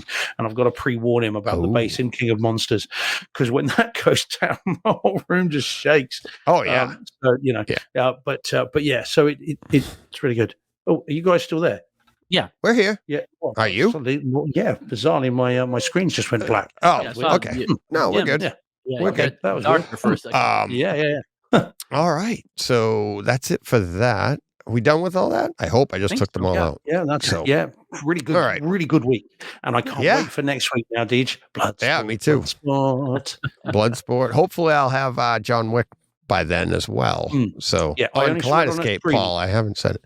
I know you saw it on a screener. Yeah, it was on a screener, but it's great. All I would say is you can have too much of a good thing. It felt like eating an entire chocolate cake. Yeah. You start off and you're like, oh, I'm loving it. And by the end of it, you're like, I'm feeling a bit sick now. I might have had a bit too much. Don't ruin it. No. No. It was great. All right. You ready to get to what we've got a bunch coming on Tuesday. So you ready to get to that? We have an open. I didn't do the open for our home theater experiences. We were so excited to get to them, but I think we did name every title this week. So we're good on that. All right.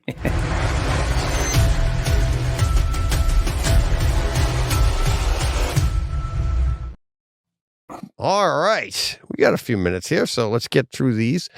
First up, coming up on June 6th, Tuesday, June 6th, we have 4 of the Raiders movies coming. Indiana Jones, I should say. Indiana Jones and what?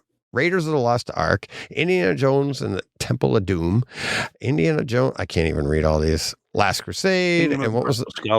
Yeah, there you go. Now, are these steelbook releases or these are already out? Yeah, I know. Are they out individually? I don't know. Because I've got them in the set, so I don't know. I think they might not be individually, and now they're being. I think they were released as a set, and now they're coming out individually. Okay. Because I thought the same thing, but I don't know. Yeah, I bought the set.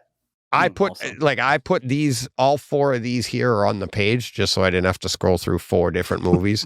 So they are coming out individually.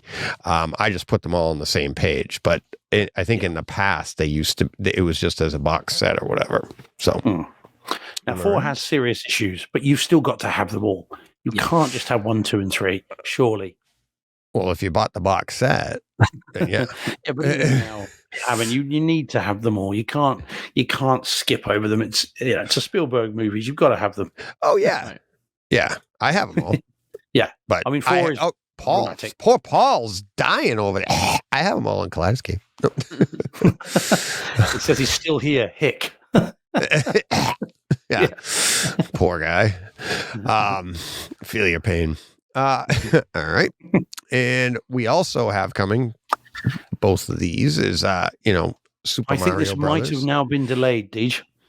Has that one been delayed? So I'm going to be showing this again because I think it's been delayed because I looked it up today and it's not on Amazon. There's no release date on there. And then I look back at Blu-ray.com and I can't find it anywhere else either. If it is coming out, I'm importing it straight away.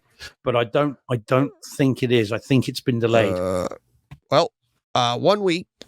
Blu-ray.com is saying it's coming out June 6th. Still saying that. For us, anyways. And this is the, collectible steelbook. There's also, I didn't add it in there, there's also one more edition coming out. It's the Walmart disc set. It's like it's a different long box and stuff. I didn't throw that in, but there's a Walmart one too. Paul's What's just put in the chat. Do I have to drink 4 times because you've got all 4? Yes. Yeah. Well, Of course. no, yeah, I thought it was only for the word, not if you're going to be drinking for every movie I own, for God's sakes. Yeah. It's You'd like, be dead. actually, yeah, exactly. An alcoholic. Or Steve. Steve owns more movies than I do. Yeah, but not I on think. Kaleidescape. Yeah. No, but that's just how you play them. It's like saying I had them on Laserdisc too. Even if you had to drink for every movie DJ has more than one copy of, you'd probably still be dead. Yeah, Bloodshot yeah. would kill you alone. Right. Oh, jeez. Yeah. If we count all the different things, you've got more films than me. If you count all like the copies, The of them. individual So, copies. actually, let's get back to that for a second. Did you just start collecting with Blu-ray? Like, you know what I mean, No, Steve? but Like, I'm talking about just Blu-rays that you have. yeah. Well, did you see Steve's collection? Oh, it's huge. It's huge. It's I get that a lot. I don't no complaint. Oh, sorry, you mean the collection? Yeah, the oh it's- boy. It's just under 800 4K discs now, and then Yeah. about 1,800 Blu-rays. I've got no DVDs. I've sold those years ago, so those are all Blu-rays and then 4Ks. Viewing Buddy was asking me earlier today. He's suddenly become fascinated by that. So yeah, it's quite a few, but there are people on Twitter with a lot more. 4K discs as well. I know someone that's got over 900. Right. Yeah, 'cause but there aren't don't- even that many 4K movies.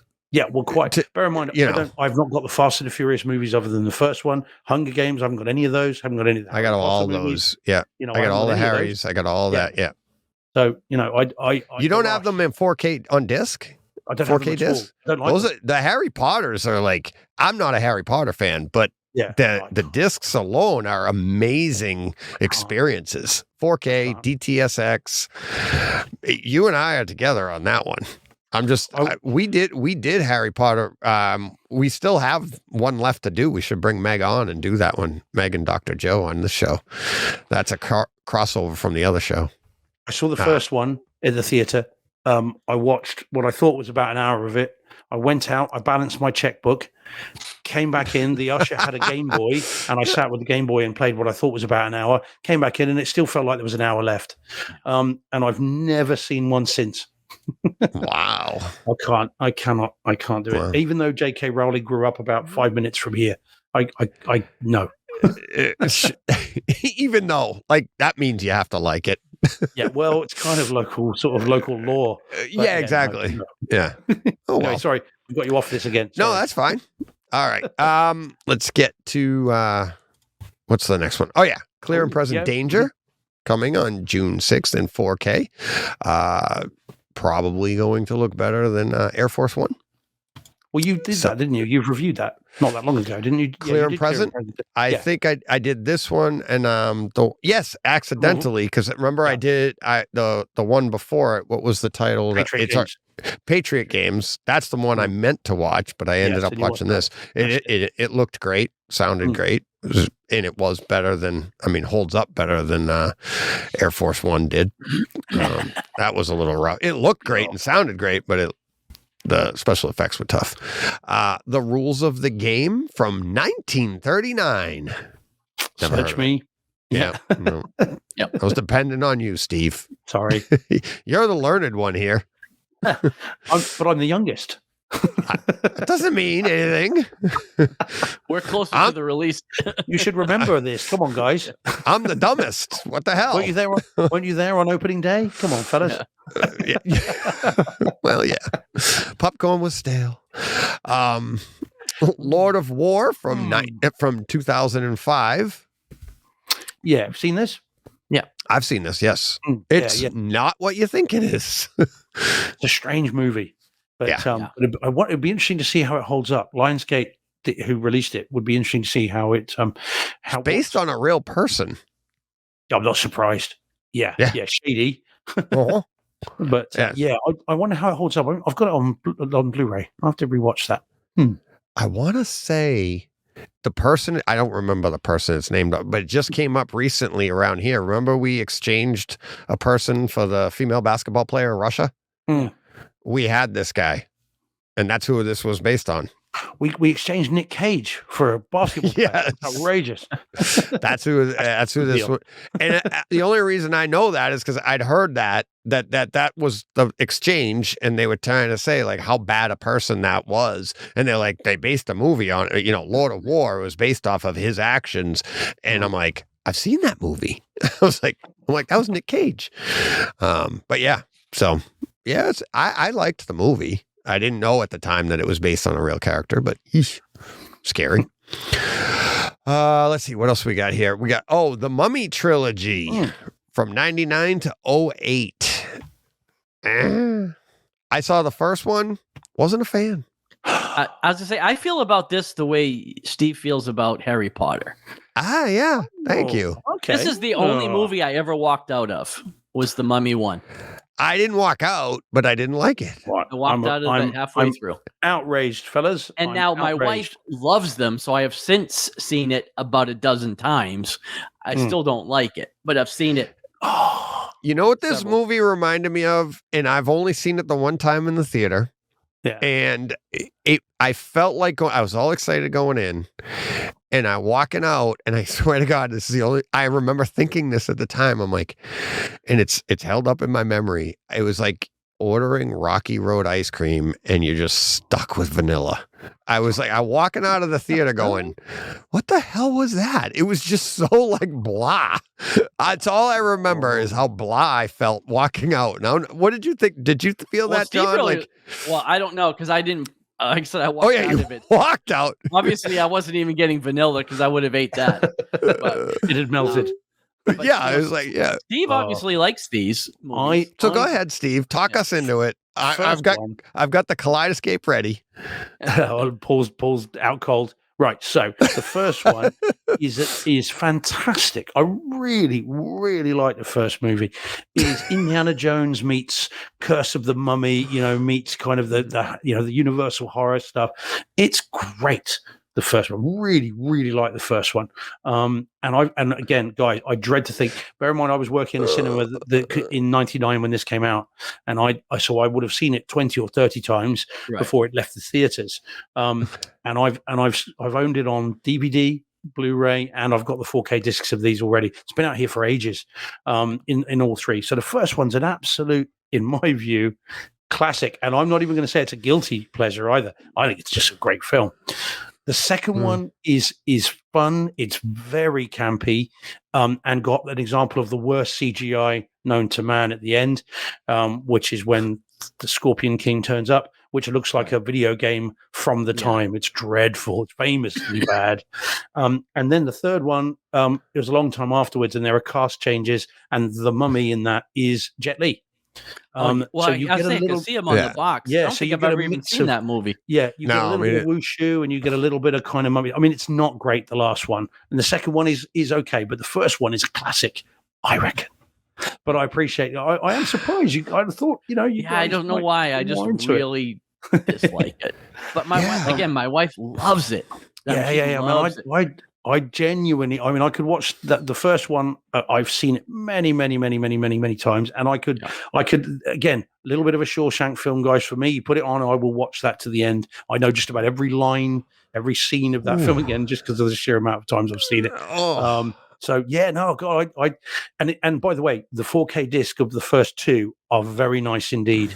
So I think I might be wrong, but I think they're in DTSX. Let me double check that. I think you might be right. On Kaleidescape, they're all just DTS 5.1. I think they're all in 4K, but they're all 5.1. So I'm not, I don't care either way. Well, honestly, someday. I'll probably pick it up for her, and so I'll probably end up watching them again at some point because she, like I said, Lydia really likes them. Now, again, the first one and the second one, I don't think we've ever seen the third one. Sorry, guys, just 2 seconds. My monitor's gone off again. There you go. They're all three are in DTSX. Nice. And if ever there was a sound demo for that too, it would be that, because the opening sequence has all sorts of screaming and gunshots and horses' hooves and all sorts of stuff. So, there are worse movies out there. Yeah. Wait. Oh, let me see. Oh, Tom Cruise's Mummy is in Atmos. Yeah, that's a very different quality film. I think we can You're all agree that Didn't like that either. Yeah. No, well, I that's didn't not a see great that one. I had high hopes for it though. Well, I did too. Yeah, because they were launching their whole MonsterVerse. Right. Sounded Got awesome. crushed. Yeah, but it didn't come to fruition. Yeah, that's the film, by the way. That was the movie that made me choose between a projector and a TV. Because I remember seeing because I remember seeing it in the theaters and thinking, if I get a projector, the HDR is going to be, because it was back then the Sony projectors that I could afford, the £6,000 ones, only had this sort of pseudo HDR. It was kind of it was not the true HDR stuff. And I remember watching that film and thinking, well, those black levels will not look good if it's not proper HDR. So I thought, right, do you know what? I won't have my 81-inch screen. I'll go for a 75-inch screen and have full proper HDR. It was watching that film in the theaters that made me think about it. Probably shows how unengaged I was with the story, that I was thinking about that while I was watching it. but I do have the disc, the 4K disc. I've only seen it once. It's not great. All right. And this one here, we talked about a couple of weeks ago, so it must have been delayed. Oh, yeah. Right? It was. It's been out here for a while. It's been out here a couple of weeks. So. Oh, really? Okay. We're just getting it now. And then we are also getting... I'm sorry. You know what we didn't say? We didn't say what that was. Strange New Worlds, Star Trek, Strange New Worlds. They might have just pushed it for because season 2 starts on like the 16th. So, well, it says it's coming June 6th. That's what I'm saying. I wonder if they pushed it out for us because of that. To the release. Yeah. Yeah. I don't know. So, but then why release it in the UK? That doesn't make sense. So I don't know. They don't matter.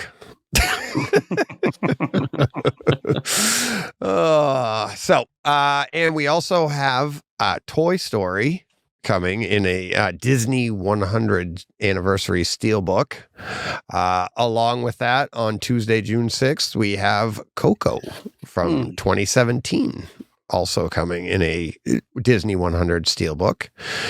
And from 2006, Cars, in a Disney 100 steelbook.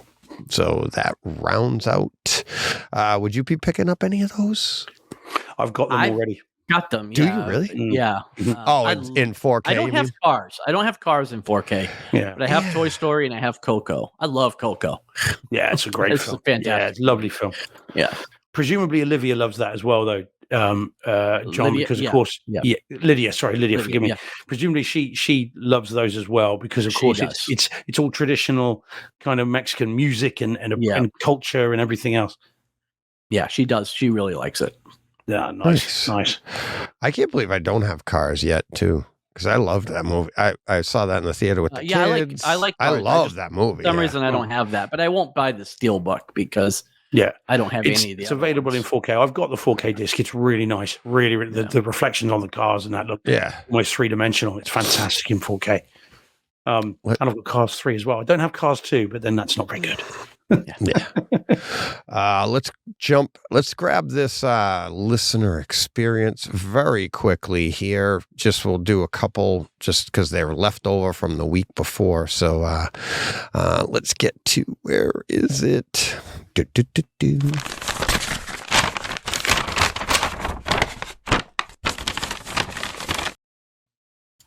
And do you want to grab that quick? One of you? Yep. Do you want to do that one? Should I do that? Because you did one earlier, John. Sure. So it's headlined. Could you just read what the title at the top is, please, Deej? Kaleidescape, Paul. Brilliant. Well done. Excellent. Case. Okay. So we'll feel like I'm on a game show. It's like I'm like whoever talked to Bob Barker. Like, hey, next up. Go ahead, Steve. It says, hey DJ, love your show. Been listening for about a year and look forward to it every week. Last week you mentioned to John that he may not like what's that next word, Deej? Kaleidescape.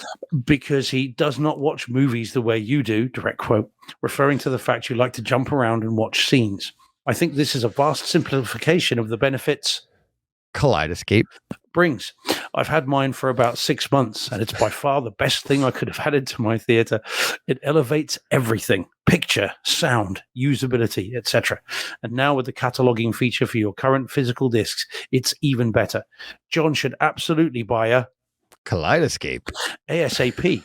Yes, it's expensive, but he will love it and be kicking himself, and maybe you too, Charming, for making him wait so long and trying to talk him out of it. Just my opinion, Basil. Yeah.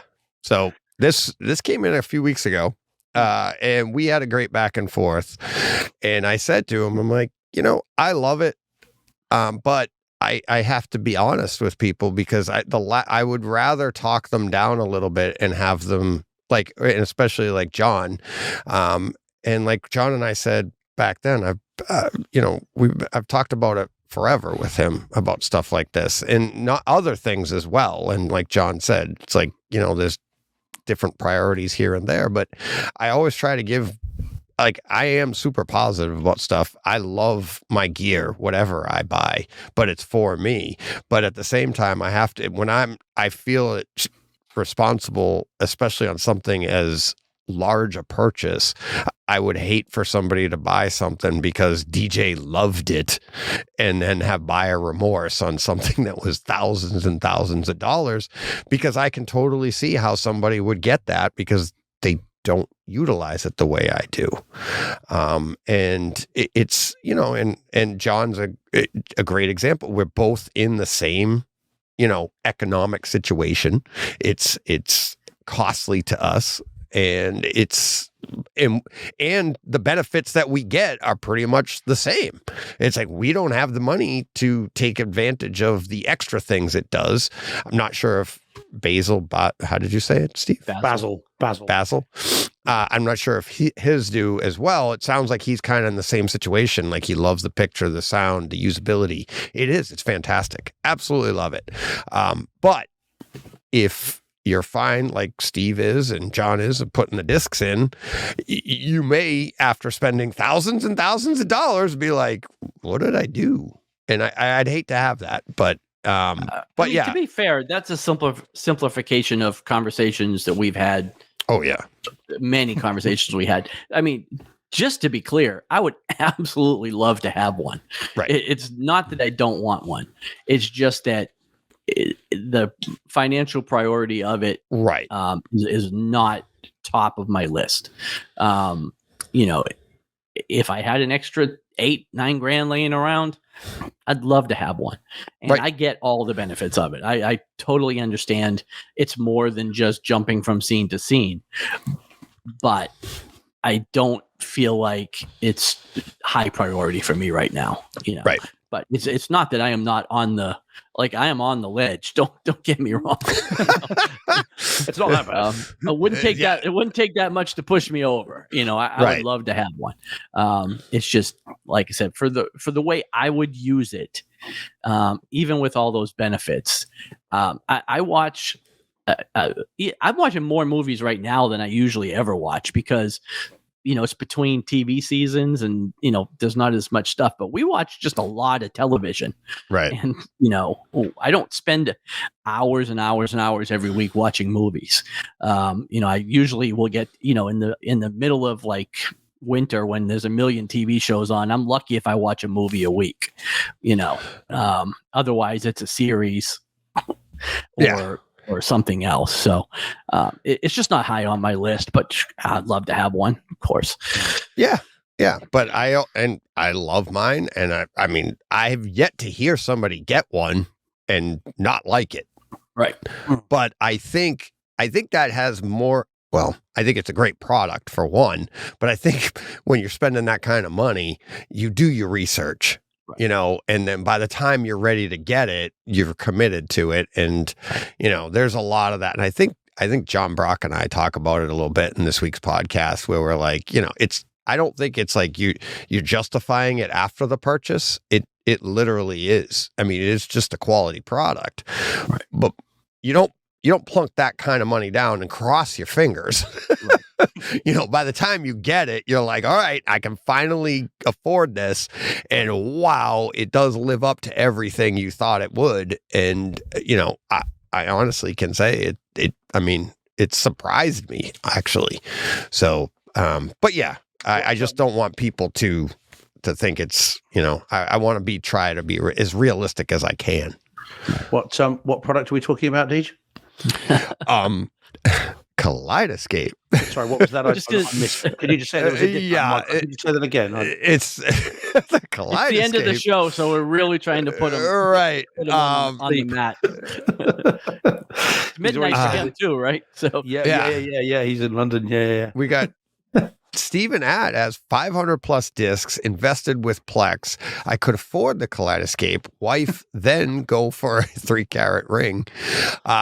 But I do not desire to own my media, nor do I want to rebuy again, nor convert again. So just to be clear, when you have a Kaleidescape, you do own your media, just like you own it on your Plex. And it's actually more,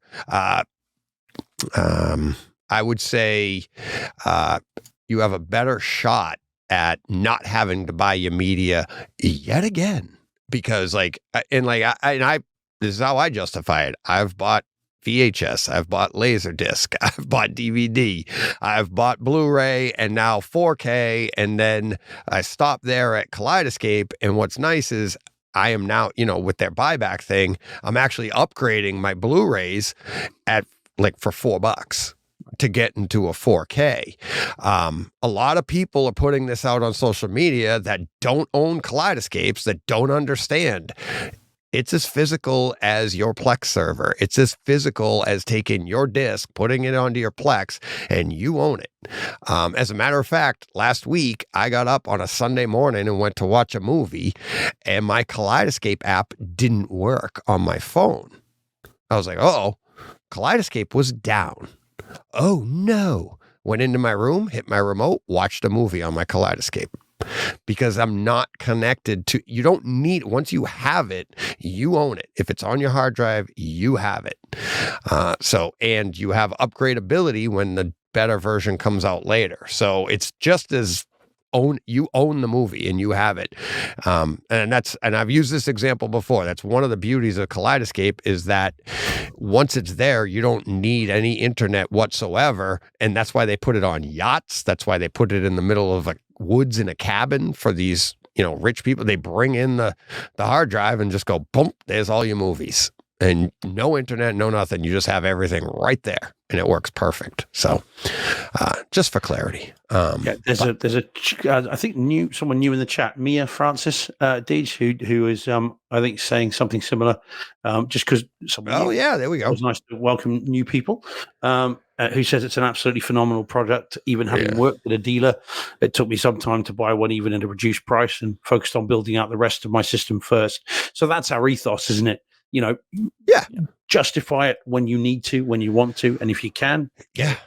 But it's priorities, isn't it? And it's absolutely an end game product. I got my Lumagen before I got that, and the Lumagen meant more to my system than the Kaleidescape did. The Lumagen upgrades everything in my system. Upgrades my streaming, upgrades my discs, upgrades my Kaleidescape. It does all of that. So that to me is a better, a more important purchase if you're trying to allocate as you're going along. But I've seen people online saying Kaleidescape is the best thing to do first. Do that before everything else, and I'm like, I kind of don't agree with that. But yeah, it's it to each his own, and whatever you like to do. That's I have a listener that got his job at Best Buy just to get a Kaleidescape. 50% off. Yeah, I remember you saying before. Yeah. So pretty cool. But yeah, so we can wrap up on that. Is that cool? We got a few, we have some listener comments, but we will get to them next week as we push forward here. But thank you to everybody that has donated or is a Patreon supporter. We haven't gotten any new Patreon supporters in a while, so we could use a few more of those, because at least 50% of our money goes to a donation each month. And this month is the Juvenile Diabetes Research Foundation. Like I said, we're up to like $800 because an anonymous donor gave $522 already. So thank you very much for that. And everybody else that has donated this month, I'll have the total next week for everybody. Obviously, more importantly, I'll have the total for Joe, so he can match it. But yeah, thank you everybody that's supported us monetarily, just talking about us, getting the word out. That's how we're getting, we're getting bigger and bigger, and just more and more fun, talking to people on the chat and online on, Twitter, and just having a lot of fun talking home theater. So thank you to everybody. And thank you guys. It's been a great month. Our biggest donation month yet. Mm-hmm. I thought the, Roseanne was going to be with the, marathon bombing, but wow, juvenile diabetes. Thank you very much. It hits a lot of people. So that was great. You guys good? Yep. Well, let's just check in on Paul. He has just put something in the chat. Let's just make sure he's still alive. Otherwise, we could get sued. And as your lawyers, I should advise against it. So, Paul, looks like he's alive. He's still making sense in the chat. So I think we'll get away with it. Too bad. We tried. Always next week. All right. Yep. All right. What do we got to do? Go push play. What he said. There we go.